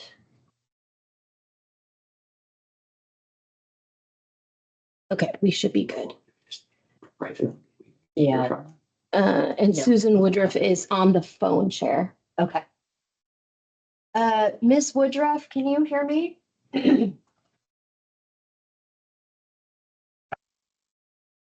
*6. Hit *6 to unmute yourself, Ms. Woodruff.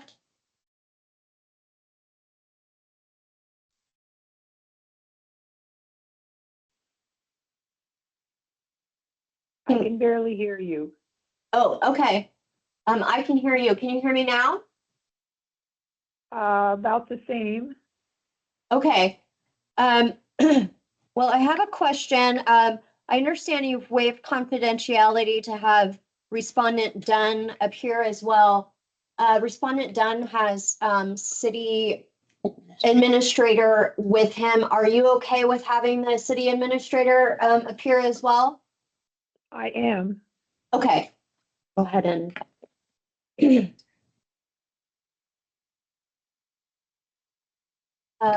We're just getting them in the room as well. Just a minute.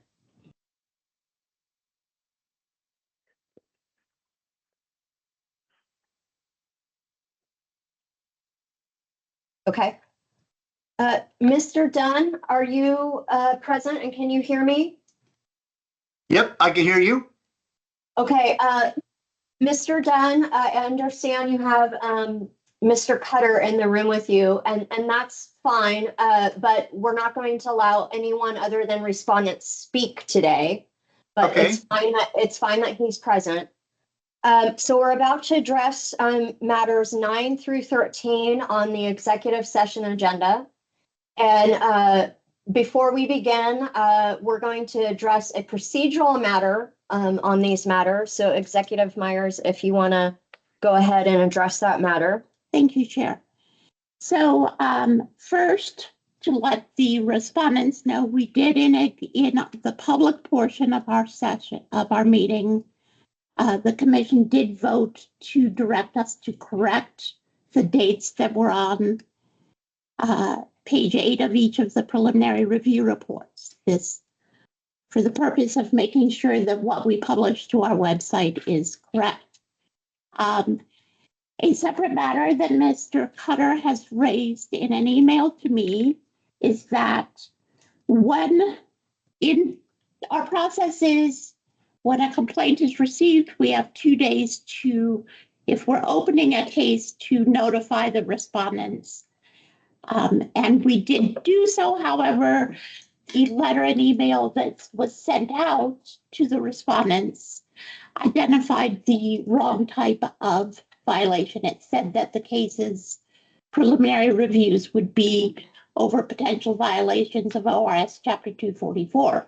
That is not the case. These were public meeting law violation cases. So our notice to the respondents was incorrect, and under the statutes, it would not establish, it would be grounds for not proceeding. So based on that information, my recommendation would be to just administratively dismiss the cases because we were in error of our notice.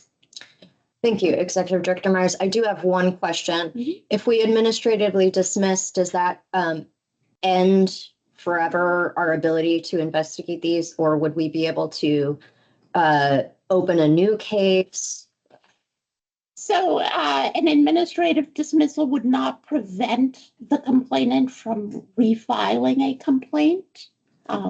Would we as a commission be able to, on our own motion, open a new investigation?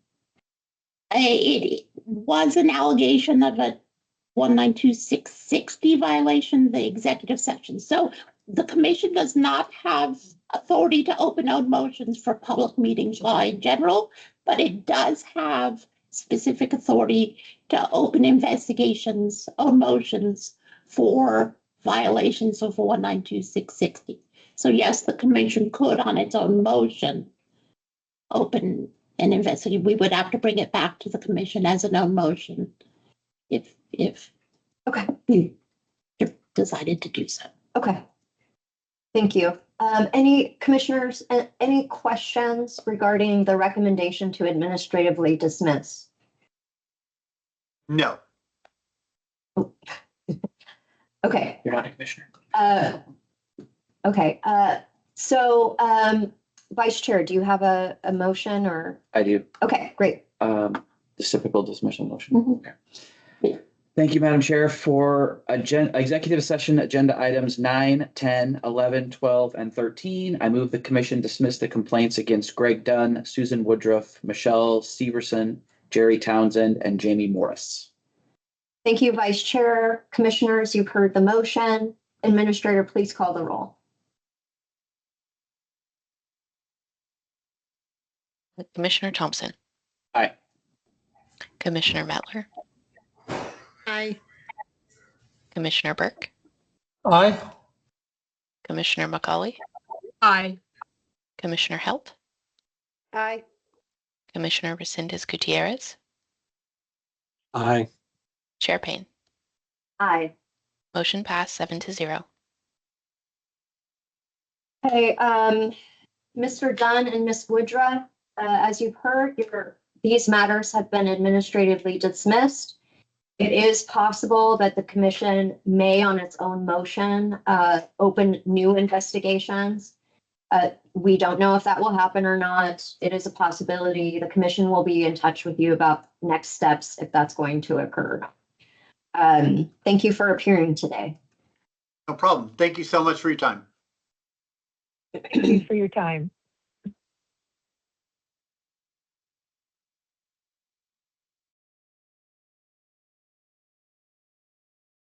So their next 14, 15, and 16 chair. 14 has indicated that to our staff that he's not going to attend. Okay. 15 and 16, I believe, are on the phone together. Yes, they should be. Yeah, and I'm going to admit them now if you are ready for that. I am ready.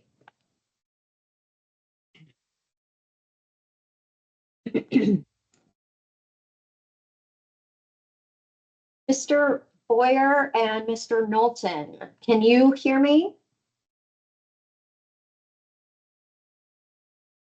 Your phone is muted. It is *6 to unmute yourself. Mr. Boyer and Mr. Knowlton, *6 to unmute. Hello. Hello. Hi, my name is Shanoa Payne. I'm the chair of the Ethics Commission. Welcome. The way that this is going to go is the investigator will first give the report of the preliminary review regarding the matters today, 14 through 16 on the executive session agenda regarding your cases and Mr. Thalaker's case as well.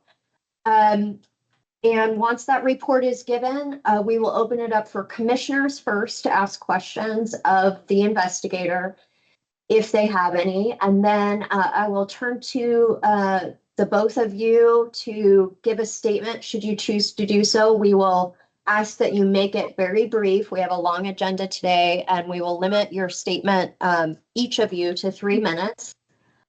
3 minutes each. And once you've given your statements, I will open it up to commissioners to ask questions of each of you should they choose to do so.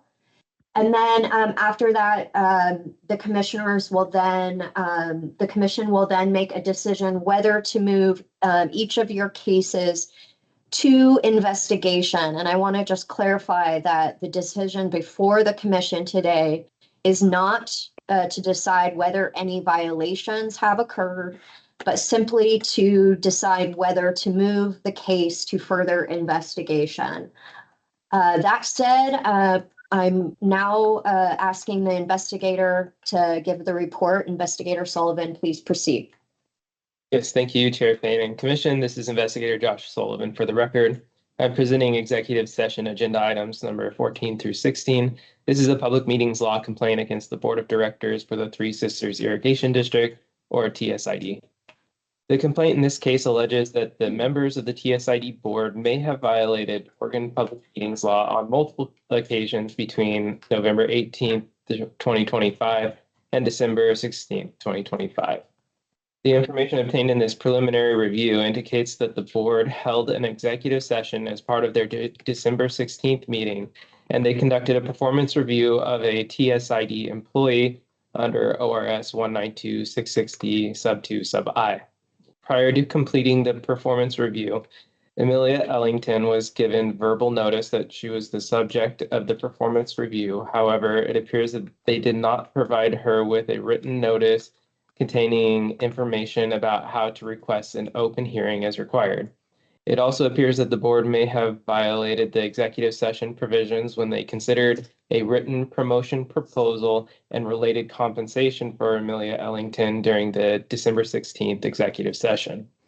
The information also indicates that the December 16th regular meeting notice and budget committee notice failed to include information on how to request an interpreter or other communication aids as required. And it appears that the TSID did not post on its website the required information regarding the submission of grievances.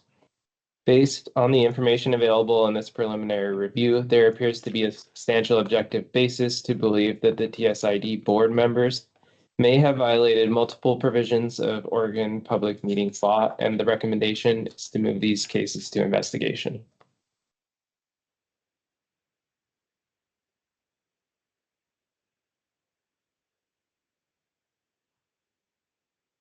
Thank you, investigator. Any questions for the investigator?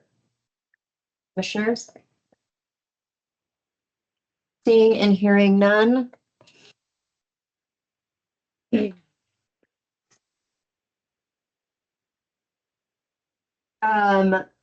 Mr. Boyer or Mr. Knowlton? Now is the time for you to make a statement. Whoever would like to go first. Oh, well, this is Don Boyer.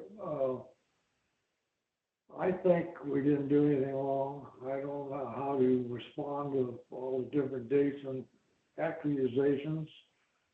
Everything was done for the good of the district, and I'm surprised that the newspaper decided to file this. So that's all I've got to say about it. Okay, I'm Carl Knowlton. I have misgivings about this. Number one, by how it started. The investigation put together by the Prineville Review was apparently after a result of attending only a couple meetings that I was involved in while I was on the board. Secondarily, we're a small district. We have 3 board members. We aren't, and I've got to play naive, that I'm was not aware of the potential violations that may potentially have occur over the period of being a board member. I was on the board for 7 years. Don Boyer, I think, was on the board for over 20 years, and maybe it's a lack of education or something like that for new board members when they get involved. But being a small irrigation district with 3 board members and all the potential laws that are out there, I don't know how we could have become aware of all these issues and the potential liabilities for them. The other thing too, since this is a thing against previous board members, both Don and I'm 88, Don's 83, and we aren't going to serve any further on any board position. It's just that it's time that we're out of it. Things have got too complicated, and when we believe we've done right on behalf of the district and the patrons, it's difficult to face this kind of situation. So that's kind of my stance at the moment. Okay, thank you very much. Commissioners, any questions for our respondents? Okay, seeing and hearing none, any discussion before we make a motion? Okay, seeing and hearing none. Vice Chair, are you prepared to make a motion? Thank you, Madam Chair. I move the commission find there is a substantial objective basis for believing that Mark Thalacker may have violated ORS 192630 sub 5, ORS 192640, ORS 192660 sub 2, OAR 19904000020 sub 3, OAR 19904000030, OAR 19905000040, OAR 199-050-0070 sub 3, and that the commission should investigate accordingly. Thank you, Vice Chair. Commissioners, you've heard the motion. Administrator, please call the roll. Commissioner Thompson, Aye. Commissioner Mettler, Aye. Commissioner Resendez Gutierrez is abstaining. Commissioner McCully, Aye. Commissioner Burke, Aye. Commissioner Helt, Aye. Chair Payne. Aye. Motion passed 6-0 with 1 abstention. Vice Chair, item number 15 on the executive session agenda, please. Thank you, Madam Chair. I move the commission find there is a substantial objective basis for believing that Don Boyer may have violated ORS 192-630 sub 5, ORS 192-640, ORS 192-660 sub 2, OAR 199-040-0020 sub 3, OAR 199-040-0030, OAR 199-050-0040, and OAR 199-050-0070 sub 3, and that the commission should investigate accordingly. Thank you, Vice Chair. You've heard the motion on executive session agenda item 15. Administrator, please call the roll. Commissioner Mettler, Aye. Commissioner Burke, Aye. Commissioner McCully, Aye. Commissioner Helt, Aye. Commissioner Thompson, Aye. Commissioner Resendez Gutierrez, are you abstaining for this as well? No. And I'm an aye. Thank you. Chair Thank Payne. you. Aye. Motion passed 7-0. Vice Chair, executive session agenda item 16. Thank you, Madam Chair. I move the commission find there is a substantial objective basis for believing that Carl Knowlton may have violated ORS 192-630 sub 5, ORS 192-640, ORS 192-660 sub 2, OAR 199-040-0020 sub 3, OAR 199-040-0030, OAR 199-050-0040, and OAR 199-050-0070 sub 3, and that the commission should investigate accordingly. Thank you, Vice Chair. Commissioners, you've heard the motion on executive session agenda item 16. Administrator, please call the roll. Commissioner McCully, Aye. Commissioner Resendez Gutierrez,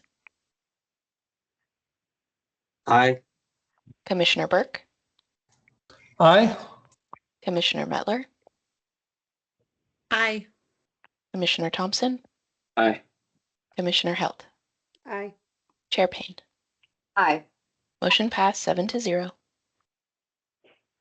Okay, Mr. Boyer and Mr. Knowlton, as you've heard, the commission has moved your matters to investigation. As I stated previously, no decision has been made today that any violations have occurred. The OGEC staff will be in touch about next steps. Thank you for appearing today. Okay, thank you.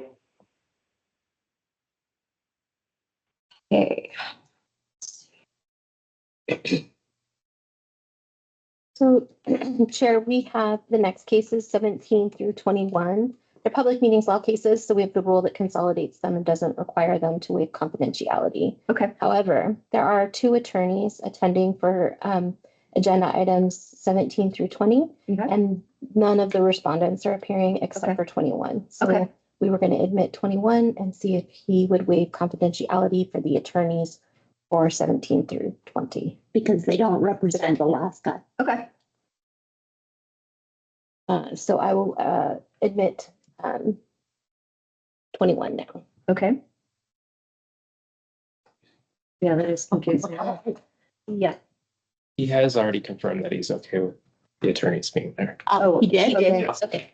Okay. So we can Great. admit them. Okay, admit them all. Okay, great. Thank you. Wonderful. So it's like the Josh Sullivan show today. Yes. You should put in for like a bonus day off. I know it's better than You've had all except for one, haven't you? Well, because he's covering Daniel. Yeah, but still, I mean, all except for one. Take the next couple days off.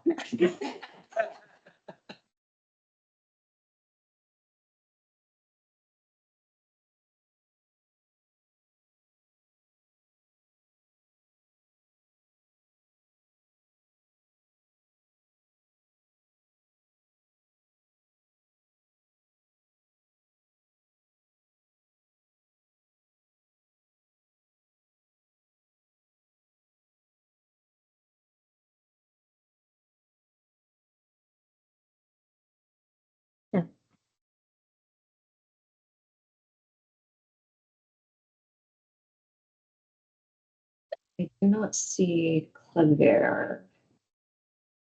Katie, the other attorney. Yes, Katie is on.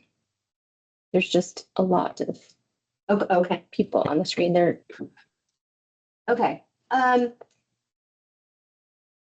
Mr. Katsaroff, am I saying your name correctly? Katsaroff. Katsaroff. Okay. It looks scary, but it's not. Okay. Ms. Claver, is that correct? Yes, thank you. Good morning. Okay. And then Mr. Galazzo, is that correct? Okay, all right. Welcome to the Oregon Government Ethics Commission meeting today. My name is Shanoa Payne. I am the chair of the commission. And what we will do today is we will have the investigator read the report of preliminary review. And then we will allow the commissioners to ask any questions of the investigator. And then we will allow a short statement from each of you, limited to 3 minutes. And then if the commissioners have any questions of each of you, we will allow commissioners to ask questions. And then we will, as a commission, make a decision on each of the cases, whether to move those cases to investigation. Just to clarify, there is no decision today being made as to whether any violations have occurred. The only decision being made today is whether to move these cases to further investigation. That being said, Investigator Sullivan, please provide the report. Yes, thank you, Chair Payne and Commission. This is Investigator Josh Sullivan for the record. I'm presenting executive session agenda items number 17 through 21. This is a public meetings law complaint against the Board of Directors for the Tumalo Irrigation District, or TID. The complaint in this case alleges that at their meeting on December 9th, 2025, the TID board discussed a grievance not authorized for discussion by the statutes under which an executive session was held.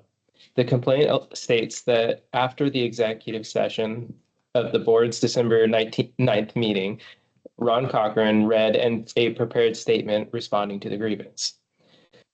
The information in this preliminary review indicates that during the executive session, the TID board may have considered both a memo that was subsequently read out loud during the open session of the meeting and a draft policy.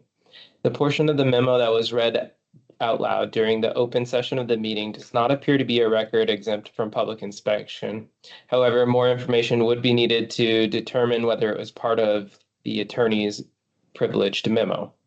Additionally, the AG manual expressly states that a governing body should return to the public session for any discussion of policy, but the board appears to have considered the adoption of a new policy during the December 9th executive session.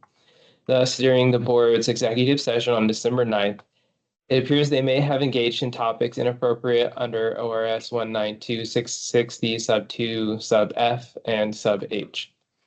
Based on the information available in this preliminary review, there appears to be a substantial objective basis to believe that the TID board members may have violated the executive session provisions of Oregon Public Meetings Law, and the recommendation is to move these cases to investigation. Thank you, Investigator Sullivan. Any questions for the investigator commissioners?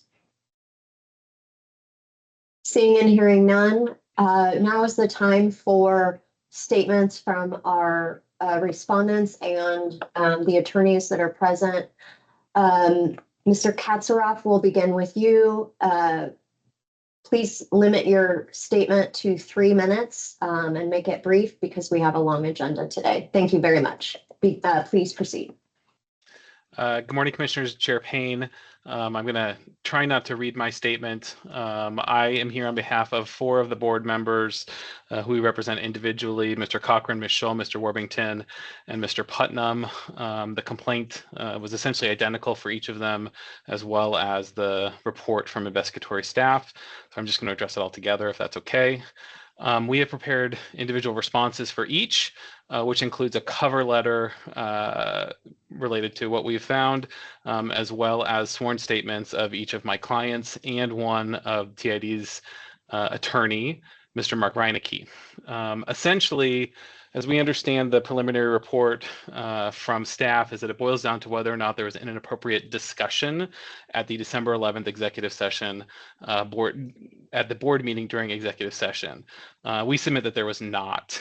As is noted in our written materials, Ms. Hart filed a complaint originally with the district on November 11th, and the district responded to that complaint on November 18th. It's not really part of this process right here, but that complaint, as far as the district was concerned, was resolved at that point in time.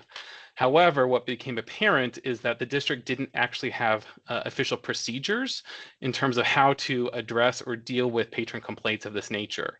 And so later at the December board meeting in executive session, as part of legal advice to the board, Mr. Reinecke provided showed an example of what could be a policy that the district could deliberate and adopt at a future time.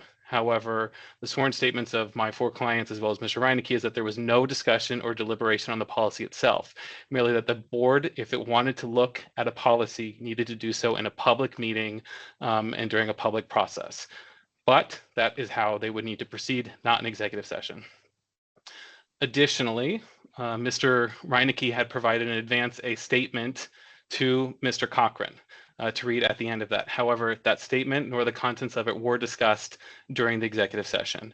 It came out of executive session and Mr. Cochran read that statement. However, again, it was not, the contents of which was not discussed during the executive session itself. We generally agree with staff that the meeting minutes could certainly show an inference that there was an improper discussion of either the policy or the statement. However, that was not the case. It was legal advice to the board that you should adopt a policy and you would have, or you may want to adopt a policy, pardon me, and that policy needed to be discussed in a public session later. Happy to provide any answers to your questions that you might have, and to provide additional context if there's other questions. Thank you for your time. Thank you. Ms. Claver, please proceed. Keep it brief and to 3 minutes. Thank you. Good morning. I'm not going to offer a prepared statement. I'm here supporting Mr. Katsaroff. Thank you. Thank you. Mr. Galazzo, now is the time for you to make a statement, and we just ask that you keep it within the 3-minute time period. Please proceed. I don't really have much to say. I showed up for a meeting. I didn't have anything prepared. I didn't offer anything. I don't think we really discussed Susie Hart's issues. I don't know. I showed up for a meeting. Now I've got an ethics complaint. That's all I know. Thank you. Commissioners, now is the time to ask questions of the attorneys or Mr. Galazzo. Should you have any questions?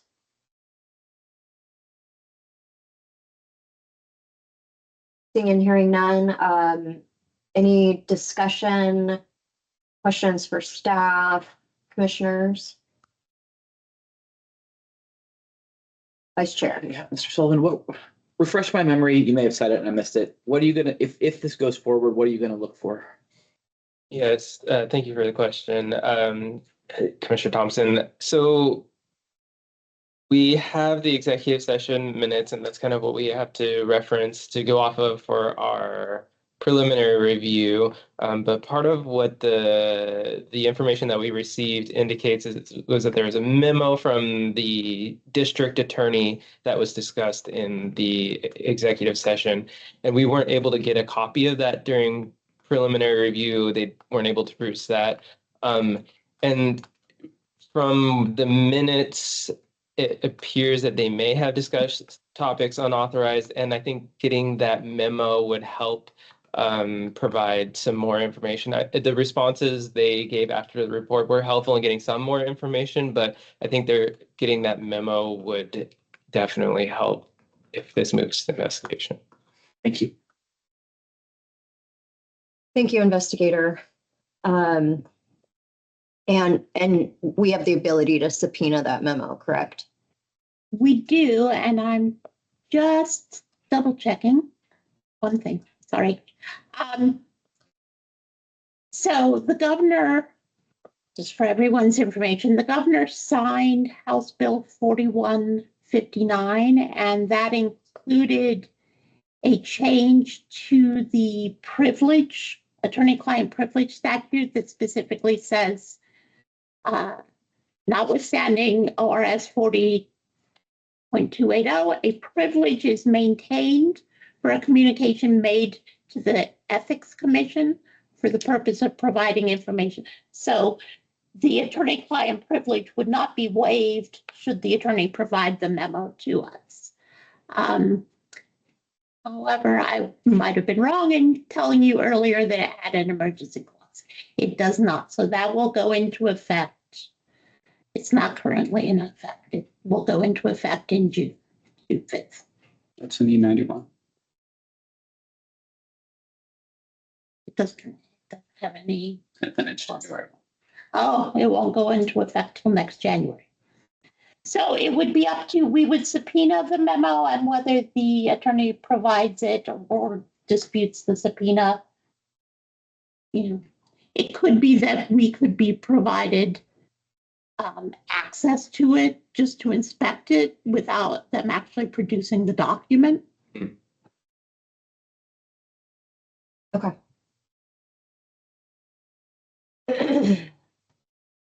Sounds to me like we have a couple of things we need to look at before we can make a decision in this case. So I would support moving it forward to look at those items. I agree. Commissioner Halt. Thank you, Chair Payne. Can someone speak to why the memo was not handed over?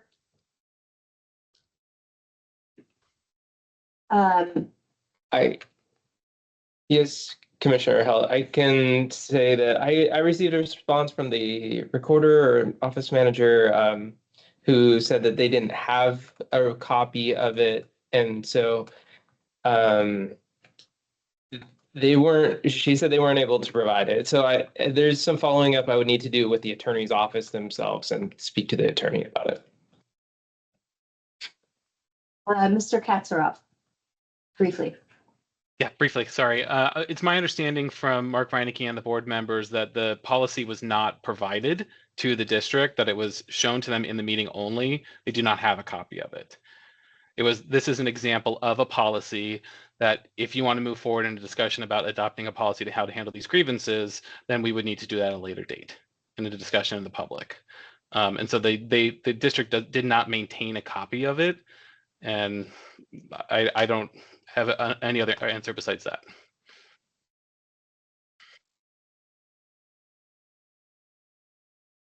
Still think we have some questions to answer.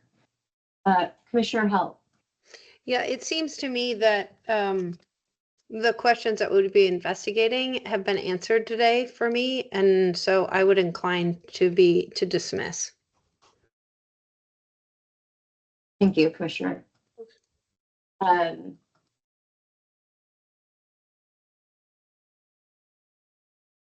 Is your hand still raised, Commissioner Halt? Okay.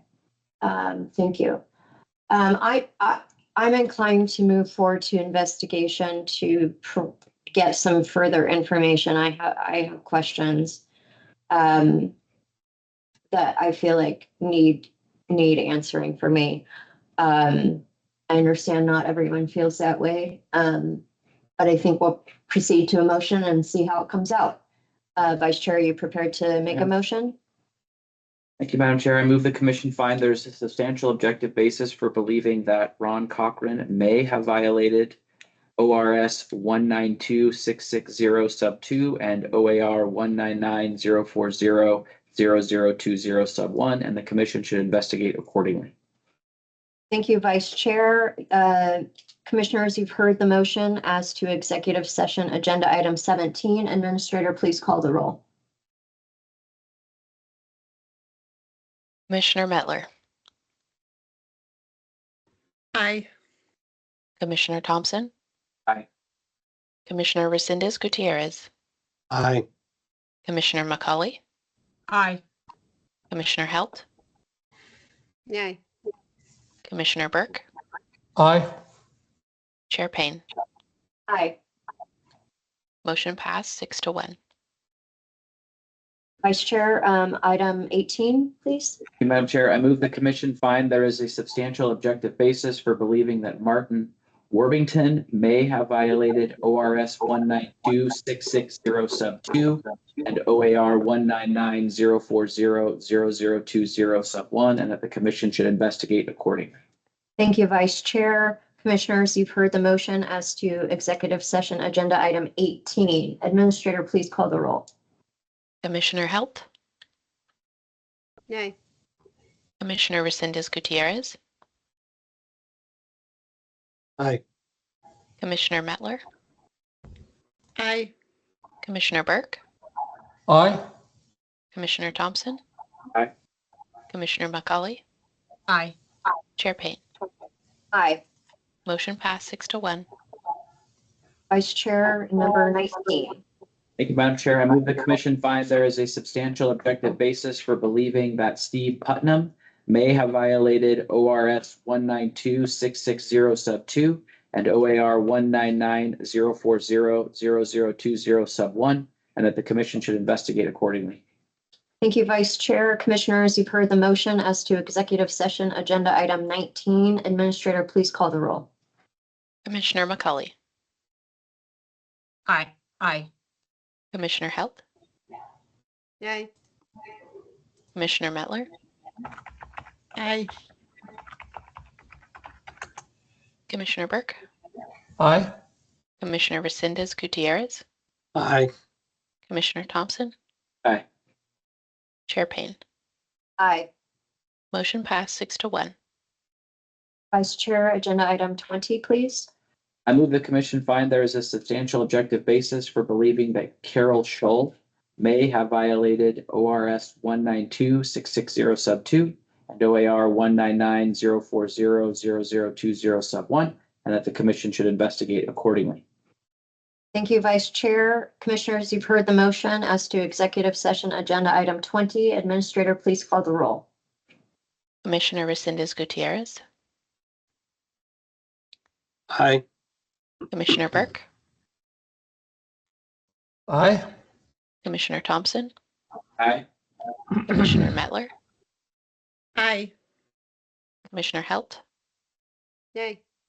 Commissioner McCauley, Aye. Chair Payne. Aye. Motion passed 6-1. Vice Chair, number 21, please. I move the commission find there is a substantial objective basis for believing that Ed Galazzo may have violated ORS 192.660 sub 2 and OAR 199.040.0020 sub 1, and that the commission should investigate accordingly. Thank you, Vice Chair. Commissioners, you've heard the motion as to executive session agenda item 21. Administrator, please call the roll. Commissioner Burke, Aye. Commissioner McCauley, Aye. Commissioner Resendez Gutierrez, Aye. Commissioner Mettler, Aye. Commissioner Thompson, Aye. Commissioner Halt, Yay. Chair Payne. Aye. Motion passed 6-1. Thank you, Mr. Katsaroff, Ms. Claver, and Mr. Galazzo for appearing today. As you've heard, the commission has moved these matters to investigation. As I stated previously, there's been no decision that any violations occurred. The staff will be in touch regarding next steps. Thank you very much for appearing today. We appreciate your time. And we will be moving on to other matters now. Thank you. Thank you very much. Have a good weekend. You too. How are people feeling? Can we power through the next set before we take a break? Okay, great.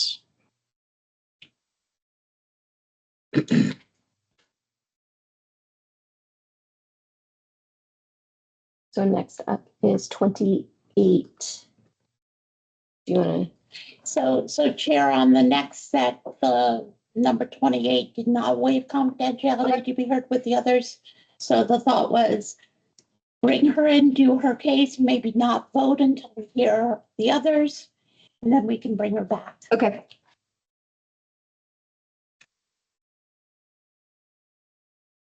Do we know, is it DS or Dias, or do we know? Yes, I think it's Diaz.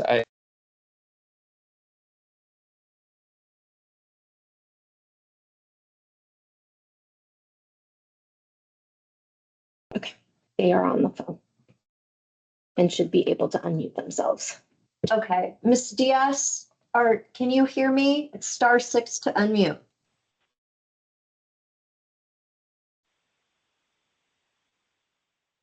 Yes, I can hear you. Okay, am I pronouncing your name correctly? Is it Diaz? Diaz, yes. Diaz, okay, great. My name is Shanoa Payne. I'm the chair of the Ethics Commission. The way that this procedurally is going to go is we are going to hear a report from the investigator, and following the report, we'll open it up to commissioners to ask questions. And after the commissioners ask questions, if any, we will give you an opportunity to make a very brief statement. We have a long agenda today. We ask that you keep your statement to 3 minutes or less. And then we will allow commissioners to ask questions of you if they have any. And then we will move to proceeding. We will then ask you to wait as we consider the other cases and hear from the other respondents. And then we will allow you back in and we will make a decision on all the cases. Because we're not hearing them all together, we want to hear from all respondents before we make our decision. So it's going to be a little bit of a process here, okay? Okay. Okay. Investigator Sullivan, please proceed. Yes, thank you, Chair Payne and Commission. This is Investigator Josh Sullivan for the record. I'm presenting executive session agenda item number 28. This is a public meetings law complaint made by Tanya Diaz against the city councilors for the city of North Powder. The complaint in this case alleges that the city councilors may have violated several provisions of public meetings law when they held meetings on December 9th, 22nd, and 26th of 2025 and January 6th of 2026 without providing sufficient notice and virtual access to the meetings and by conducting business outside of a public meeting. In this case, it appears that the city council did hold meetings on December 9th, 22nd, and January 6th. And although a meeting was scheduled for the 26th, it does not appear that a meeting occurred due to a lack of quorum. The information provided during the preliminary review indicates that the city recorder may have posted the meeting notices at City Hall for each city council meeting on the Friday prior to and over 48 hours in advance of each meeting. The city of North Powder maintains a website available to the public. However, the meeting notices were not posted on the city website in advance of the meetings. Thus, it appears that the city council may have violated provisions of public meetings law by failing to post the meeting notices on the city website and also by failing to provide notice to interested parties and the media. Additionally, it does not appear that the meeting notices included a list of principal subjects specific enough to permit the public to recognize the matters in which they are interested. and they do not include the name, telephone number, and email address of a person at the public body to contact to request an interpreter or other communication aids. The meeting notices also do not contain an electronic link or telephone access information to allow members of the public to attend the meetings virtually. It appears that it may have been reasonably possible for the City Council to provide telephone or virtual access to their meetings, but the virtual attendance options were not made available. Based on the records available during this preliminary review, it does not appear that a quorum of the City Council communicated and deliberated about matters within the City Council's jurisdiction outside of a public meeting. The information provided also indicates that the city has had frequent recent turnover and minimal training for the city recorder who posted these meeting notices, and she has since taken OGEC's public meetings law training. However, there appears to be a substantial objective basis to believe that the city councilors may have violated multiple provisions of Oregon Public Meetings Law when they held public meetings without providing the required notice and virtual access. The recommendation is to move this case to investigation. Thank you, Investigator Sullivan. First, commissioners, do you have any questions for the investigator? Commissioner Held. Thank you, Chair Payne. Do they have to physically post meetings anymore? Is that part of the law, or is it just posting them by email or website? I was very curious about that. Yes, thank you for the question, Commissioner Halt. They don't have to post the physical notices. There's a rule that requires them to post them on their website, which they didn't do in this case, and they do maintain a website. It is an option if to just spread the notice more, and another option if they don't maintain a website or any other way to do it. Say some city charters or their own ordinances do still require the posting in specific locations, left over undoubtedly from the pre-internet age. But what our administrative rules require is that unless you do not have a city website, you must post it on your website. Thank you. Any other questions from commissioners? Okay, Ms. Diaz, now is the time for you to make a statement. We ask that you keep it brief and keep it to 3 minutes or less.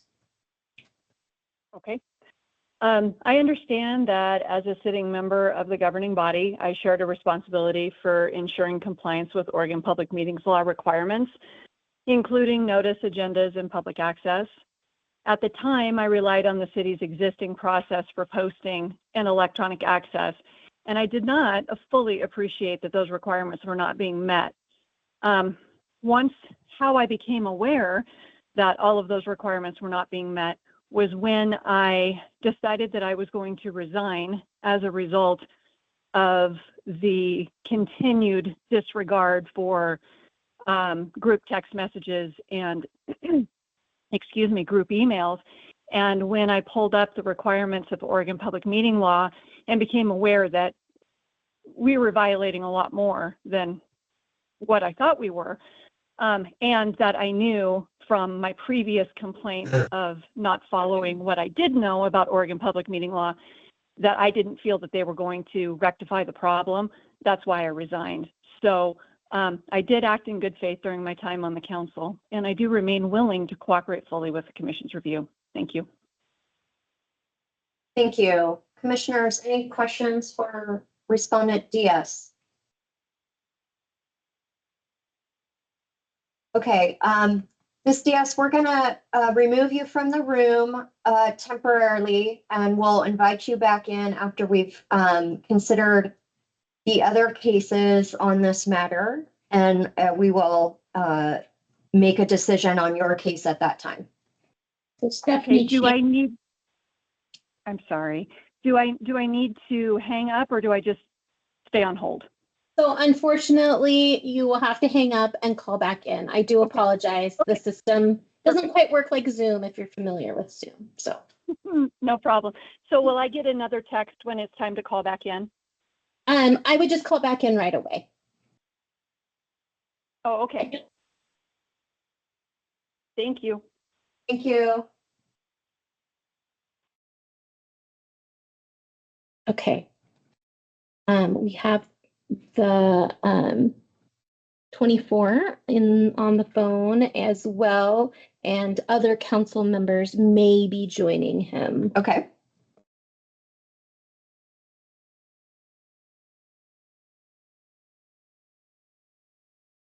Is he present now? They are now. Okay. Yes, and they should be able to unmute now. Okay, Mr. Freebos, can you unmute yourself *6?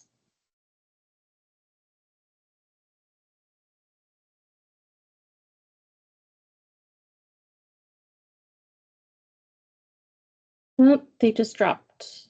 So no, they're still there. Mr. Freebos, can you unmute yourself *6? So it's actually Doris Claus that is in the room, it looks like. Okay, Doris Claus. Can you hear me?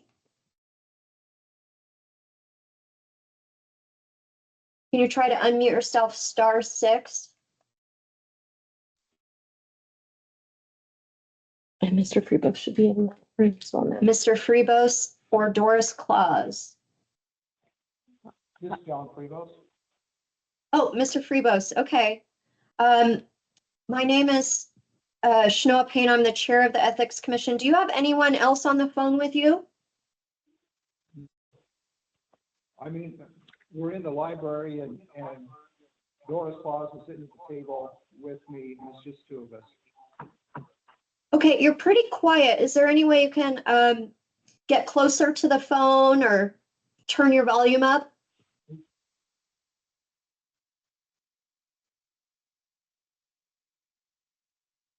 Mr. Freebos, can you speak again?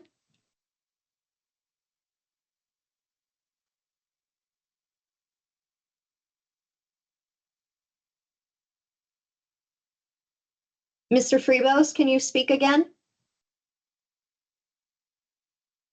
He is muted again. Can you unmute yourself again? *6. We're not able to hear you.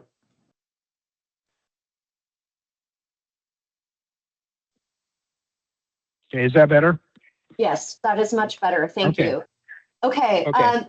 The way that this is going to proceed is we're going to hear the report from the investigator. Then commissioners will have an opportunity to ask questions of the investigator. And then we will give you and Ms. Claus. That's all you have in the room with you is Ms. Claus? Yes, that's all in the room with me, Okay. right? We will give Now- each of you. We will give each of Alan, you excuse me, I was going to say Alan Brown, he said he was on the phone, but he's in another town right now. Okay, Mr. Brown, are you present? No. Okay, so Mr. Freebos, we will give you and Ms. Claus each an opportunity to make a statement at the time that we turn to you to make that statement after we've heard from the investigator and we've heard from commissioners. At that time, each of you will be given a brief opportunity, 3 minutes or less, to make a statement, and then we will then make a decision on your cases as to whether to move those to investigation. There is no decision being made today whether any violations have occurred. So I just want to clarify that. The only decision being made today is whether to move these cases to investigation. We will be making that decision on each of your cases and other individuals' cases as well. So that being said, now is the time for the investigator to give the report. Investigator Sullivan, please proceed. Yes, thank you, Chair Payne and Commission. This is Investigator Josh Sullivan for the record. I'm presenting executive session agenda items number 22 through 27. This is a public meetings law complaint against the city councilors for the city of North Powder. The complaint in this case alleges that the city councilors may have violated several provisions of public meetings law when they held meetings on December 9th, 22nd, 26th, 2025, and January 6th, 2026, without providing sufficient notice and virtual access to the meetings, and by conducting business outside of a public meeting. In this case, it appears that the city council held meetings on December 9th, December 22nd, and January 6th, and although a meeting was scheduled for December 26th, it does not appear that a meeting occurred due to a lack of quorum. The information provided during this preliminary review indicates that the city recorder may have posted the meeting notices at City Hall for each city council meeting on the Friday prior to and over 48 hours in advance of each meeting. The city of North Powder maintains a public website available to the public. However, the meeting notices were not posted on the city website in advance of these meetings. Thus, it appears that the city council may have violated the notice provisions of public meetings law by failing to post the meeting notices on the city website and by failing to provide notice to interested parties in the media. Additionally, it does not appear that the notices included a list of principal subjects specific enough to permit the public to recognize matters in which they are interested, and they do not include the name, telephone number, and email address of a person at the public body to contact to request an interpreter or other communication aids. The meeting notices also do not contain an electronic link or telephone access information to allow members of the public to attend the meetings virtually. It appears that it may have been reasonably possible for the city council to provide telephone or virtual access to their meetings, but virtual attendance options were not made available. Based on the records available during this preliminary review, it does not appear that a quorum of the city council communicated and deliberated about matters within the city council's jurisdiction outside of a public meeting. The information provided also indicates that the city has had recent turnover and minimal training for the city recorder who posted these meeting notices. She's since taken OGEC's public meetings law training. However, there appears to be a substantial objective basis to believe that the city councilors may have violated multiple provisions of Oregon public meetings law when they held public meetings without providing the required notice and virtual access. The recommendation is to move these cases to investigation. Thank you, investigator. Commissioners, any questions for the investigator? Seeing and hearing none. Mr. Frybos and Ms. Claus, this is the time for each of you to make a statement. I'll let you choose which of you wants to go first. And again, we ask you to keep it brief and keep your statements 3 minutes or under. Okay.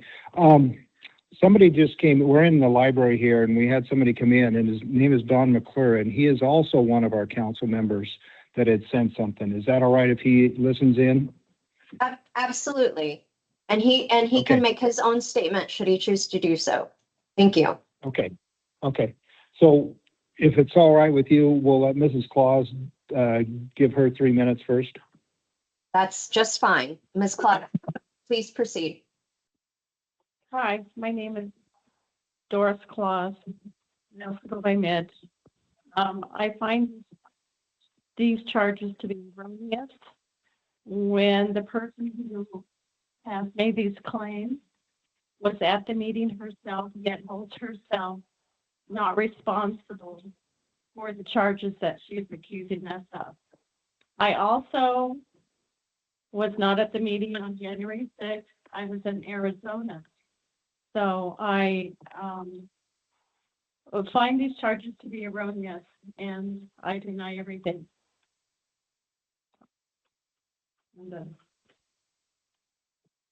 Okay, thank you, Ms. Claus. If whoever would like to make a statement next, please proceed. Okay. This is John Freeville, so I'll go ahead and start. We're a very small town. We're all volunteers, and we're doing the best we can. We've had, like we said, we had some turnovers. We had some different things. There's a couple things that we weren't aware of. We had a very good city recorder for 15 years before she retired. She kept us in line with everything there. my position. I'd stepped in when nobody else would, got appointed because there were some things that we were trying to accomplish. So we were just doing the best we could. As far as these accusations, the quorums, excuse me, I'm just trying to think to make this sound the best here. Like I said, we tried to do everything we were supposed to do. And as far as the postings, you've already read those things from Becky, our city recorder. The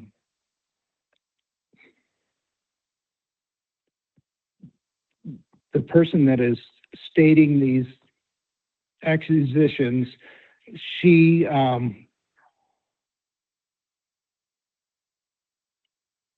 has just kind of had a vendetta against us. She wants to be in control.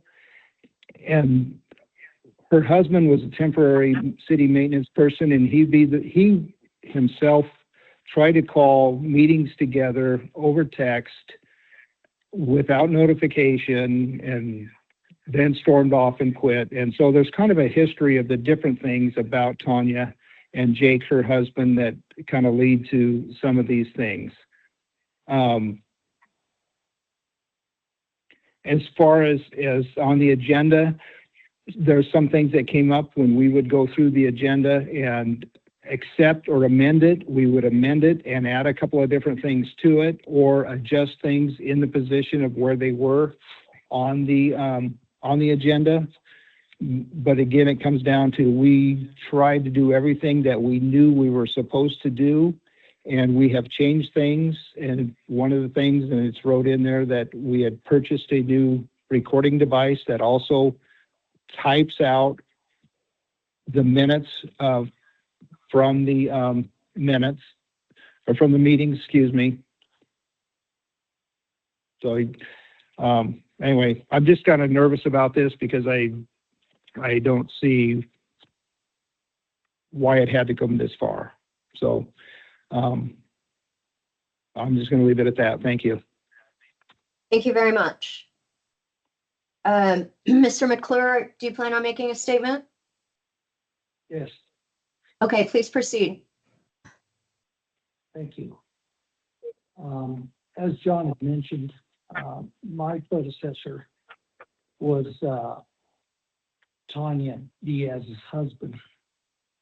And I had noticed also that he, I'm trying to choose the words nicely too.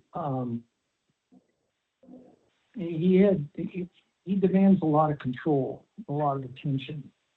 And when he wasn't getting that, he kind of had a hissy fit and threw the keys at the mayor. And since I had been doing the job previous to him, I was ended up with the keys. And since I've become somewhat of a target, not just with this, but there's other things that they make claims of, and they're both doing their best to bring this city council down rather than to help our city. The city council we have right now is very much about bettering our city and bettering the look and the reputation of our city. And we work very hard at that. And since now they're not included, it seems like they're making numerous accusations, such as recently I was turned into OSHA for several fairly little violations on the backhoe, which I haven't been even using the backhoe portion of that. It's just one thing right after the next with those two. It's destroying our reputations in towns. They're trying to bring down the city council, take over the city. And none of this is an exaggeration. I'm trying to put it mildly. But yeah, they've targeted each and every one of us, except for the friends that she has on the council. There's two particular ones that she's friends with that, of course, weren't brought up on these ethics charges. And it seemed strange, since we were all in the same meetings and trying to do the same thing at that time, that it was just the ones that she disagrees with the most came up on these ethics violations. So, and pretty much that's what I have to say. I appreciate you guys looking into this, but I also am surprised it came this far. Okay, thank you, Mr. McClure. Mr. Brown, are you on the phone? Can you hear me? Yes, yes. I am. Okay. Now's your time to make a statement. Should you choose to do so, we ask that you be brief and that you keep it to 3 minutes or less. Sure, sure. As both John and Dawn, who is now our Public Works Director, stated,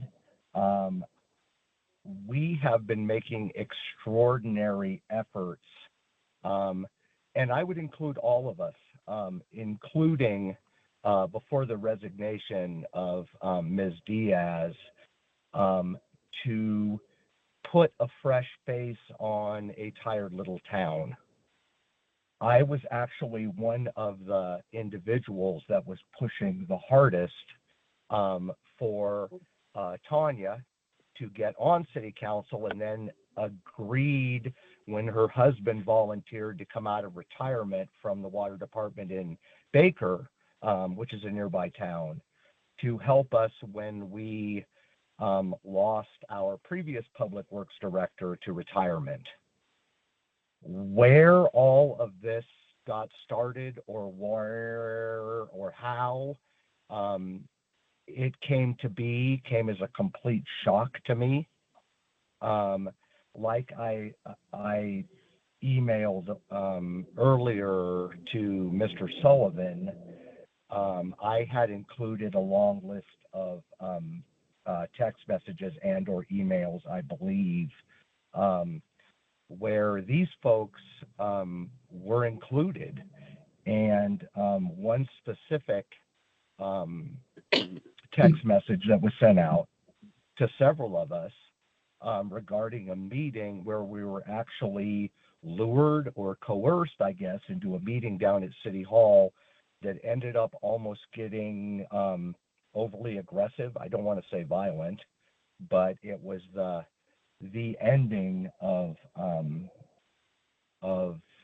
Jake's temporary assignment as Public Works Director. And like Don spoke earlier, basically tossing the keys off to the mayor and telling him he was no longer going to do that.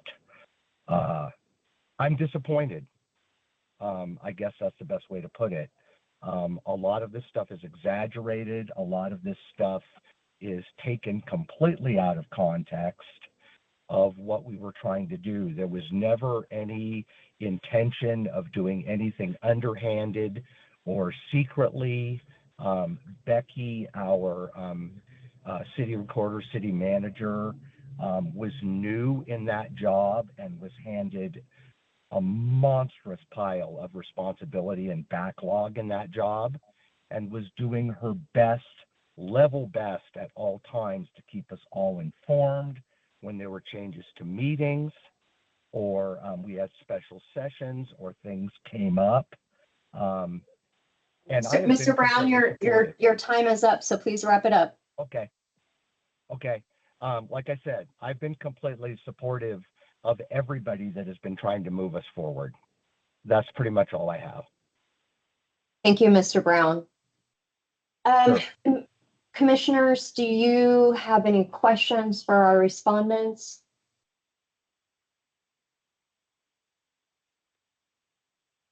Seeing and hearing none, any comments, discussion on the matters 22 through 27?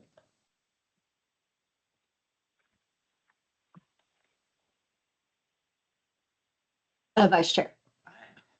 Struggling with this one. I think I'm slightly leaning toward dismissing, just because they were going through some staffing changes. They got the new staff in place. The new staff has been trained. This is probably going to end up in a letter of education, which has already happened. So I feel like this is a internal council squabble that we're being brought into, and I think we've achieved the goal that we want to achieve with education. Is what I'm thinking. Any other thoughts from commissioners? Commissioner Halt? I'm sort of leaning the same way that Commissioner Thompson is. The only thing that I'm still more curious about is these text messages. Have we had enough education on how to conduct business in a public meeting versus on your phones? I feel like we understand how to notice things, but I'm still concerned about text messages. Can I answer something real quick for that? Okay, it's not time to comment from respondents at this time. Commissioner Halt, the recommendation in regards to serial communications was to dismiss because there was no quorum. I can speak on that a little But bit. go ahead, yeah. Okay. I did get records from multiple respondents, and from the city and from the complainant. We reviewed all those records. It didn't look like anything involved a quorum of deliberations. There wasn't anything to say that there was a violation. As far as like the education on that aspect of though I know the city recorder has received education. I don't know if any of the city councilors have actually received education. So. I think that is all I needed to support Commissioner Thompson's motion. Thank you.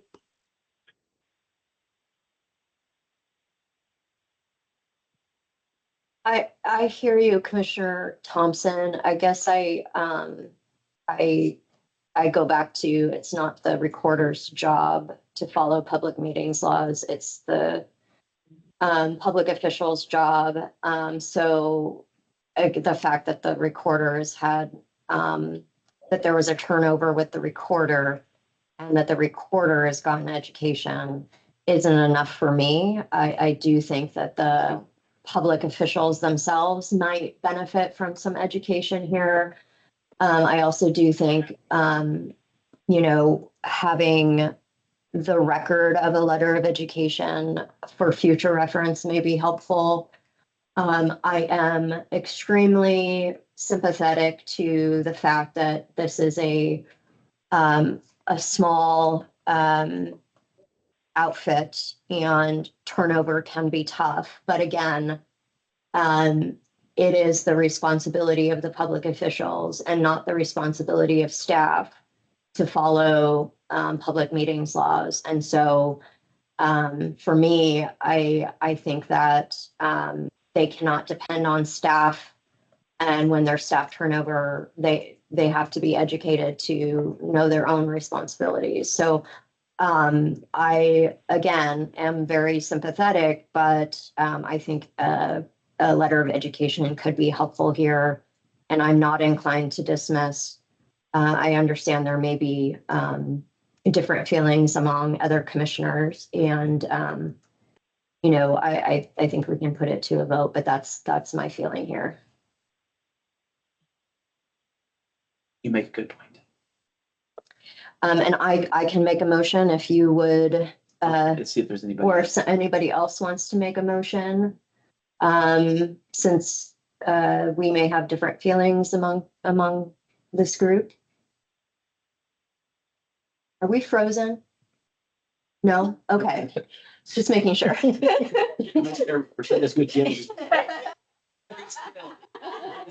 Very still.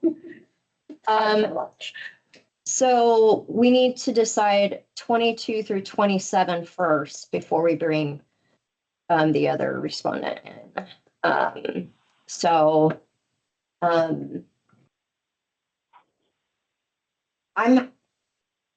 Any other commissioners have comments on how they feel about this?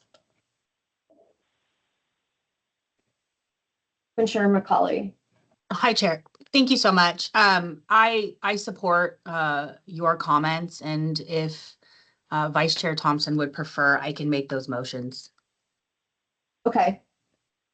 Please proceed. Okay. We'll happily let you make the motions and read the list. I'm sure you will.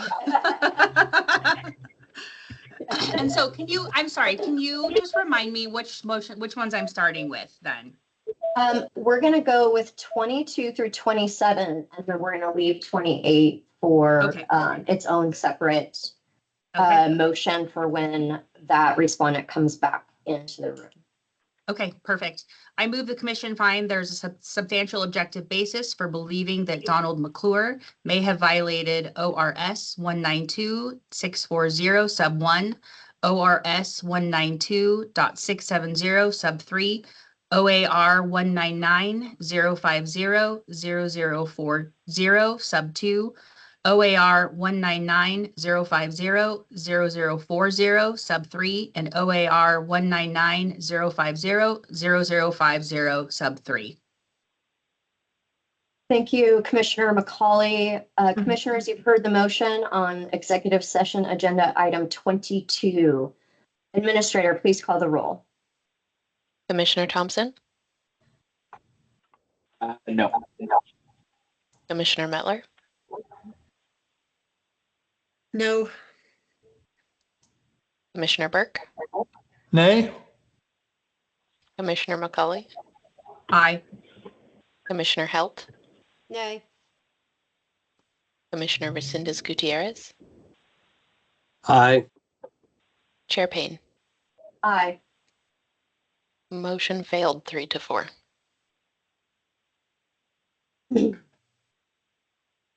Moving on.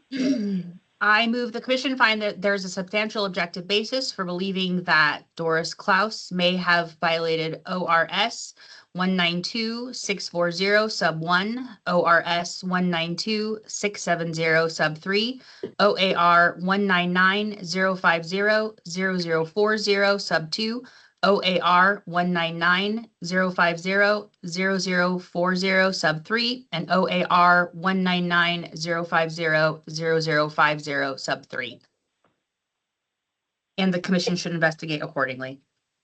Thank you, Commissioner McCauley. Commissioners, you've heard the motion on executive session agenda item 23. Administrator, please call the roll. Commissioner McCauley, Aye. Commissioner Resendez Gutierrez, Aye. Commissioner Burke, Aye. Commissioner Mettler, Nay. Commissioner Thompson, No. Commissioner Halt, Nay. Chair Payne. Aye. Motion failed 4-3. I move the commission find there is substantial objective basis for believing that John Frybos may have violated ORS 192.640 sub 1, ORS 192.670 sub 3, OAR 199.050.0040 sub 2, OAR 199.050.0040 sub 3, and OAR 199.050.0050 sub 3, and the commission should investigate accordingly. Thank you, Commissioner McCauley. Commissioners, you've heard the motion on executive session agenda 24. Administrator, please call the roll. Commissioner Burke, Aye. Commissioner Mettler, Nay. Commissioner Thompson, No. Commissioner Resendez Gutierrez, Aye. Commissioner McCauley, Aye. Commissioner Halt, Nay. Chair Payne. Aye. Motion failed 4-3. I move the commission find there is substantial objective basis for believing that Josh Guthrie may have violated ORS 192.640 sub 1, ORS 192.670 sub 3, OAR 199.050.0040 sub 2, OAR 199.050.0040 sub 3, and OAR 199.050.0050 sub 3, and the commission should investigate accordingly. Thank you, Commissioner McCauley. Commissioners, you've heard the motion as to executive session agenda 25. Administrator, please call the roll. Commissioner Halt, Nay. Commissioner Resendez Gutierrez, Aye. Commissioner Mettler, Nay. Commissioner Burke, Aye. Commissioner Thompson, No. Commissioner McCauley, Aye. Chair Payne. Aye.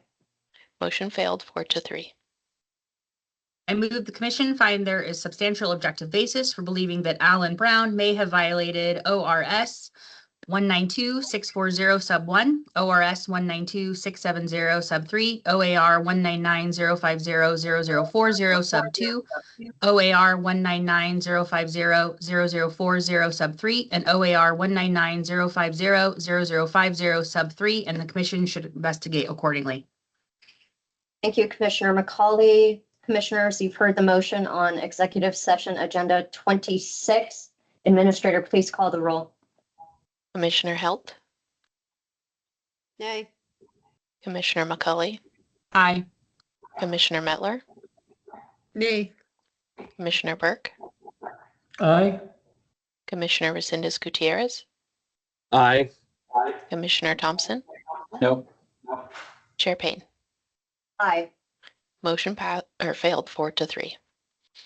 I move the commission find there is substantial objective basis for believing that Lindsay Thompson may have violated ORS 192-640 sub 1, ORS 192-670 sub 3, OAR 199-050-0040 sub 2, OAR 199-050-0040 sub 3, and OAR 199-050-0050 sub 3, and the commission should investigate accordingly. Thank you, Commissioner McCauley. Commissioners, you've heard the motion on executive session agenda item 27. Administrator, please call the roll. Commissioner Resendez Gutierrez, Aye. Commissioner Burke, Aye. Commissioner Thompson, No. Commissioner Mettler, Nay. Commissioner Halt, Nay. Commissioner McCully, Aye.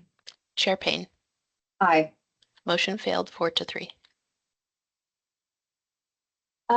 Thank you, Mr. McClure, Ms. Claus, Mr. Frybos, and Mr. Brown for appearing today. As you've heard, the commission failed to move your cases to investigation, so they are administratively dismissed and they will not be proceeding forward. Thank you for appearing today, and there's nothing further to do on these cases as they are dismissed. Thank you. Thank you.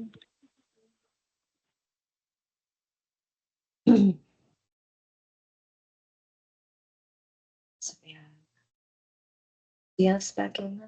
In just a moment, yeah. First, I'm removing everyone. Okay.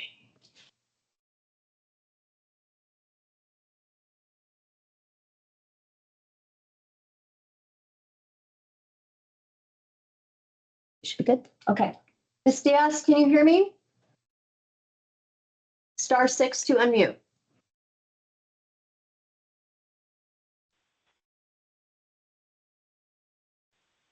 Yes, I can hear you. Okay, great. We are going to proceed with a motion on your case. I'm going to, Vice Chair, are you prepared to make a motion on Ms. Diaz's case? I mean, Commissioner McCauley has been doing such a good job that I don't want to take her thunder away, so. I knew you were going to say that. Commissioner McCauley, please proceed. Happy to. I move the commission find there is a substantial objective basis for believing that Tanya Diaz may have violated ORS 192-640 sub 1, ORS 192-670 sub 3, OAR 199-050-0040 sub 2, OAR 199-050-0040 sub 3, and OAR 199-050-0050 sub 3, and the commission should investigate accordingly. Commissioners, you've heard the motion on executive session agenda item 28. Administrator, please call the roll. Commissioner Burke, Aye. Commissioner McCully, Aye. Commissioner Resendez Gutierrez, Aye. Commissioner Mettler, Nay. Commissioner Thompson, No. Commissioner Halt, Nay. Chair Payne. Aye. Motion failed 4-3. Hey, Ms. Diaz, the commission has failed to move your case forward to investigation, and it will be administratively dismissed. Thank you for appearing today. Thank you for your time. Okay, we are going to take a break. No lunch today, right? No, there is. Oh, there is lunch. Okay, so half an hour? Yeah. Back at 1 o'clock. 1 o'clock, and we're ending executive session and we will convene regular session at 1 o'clock.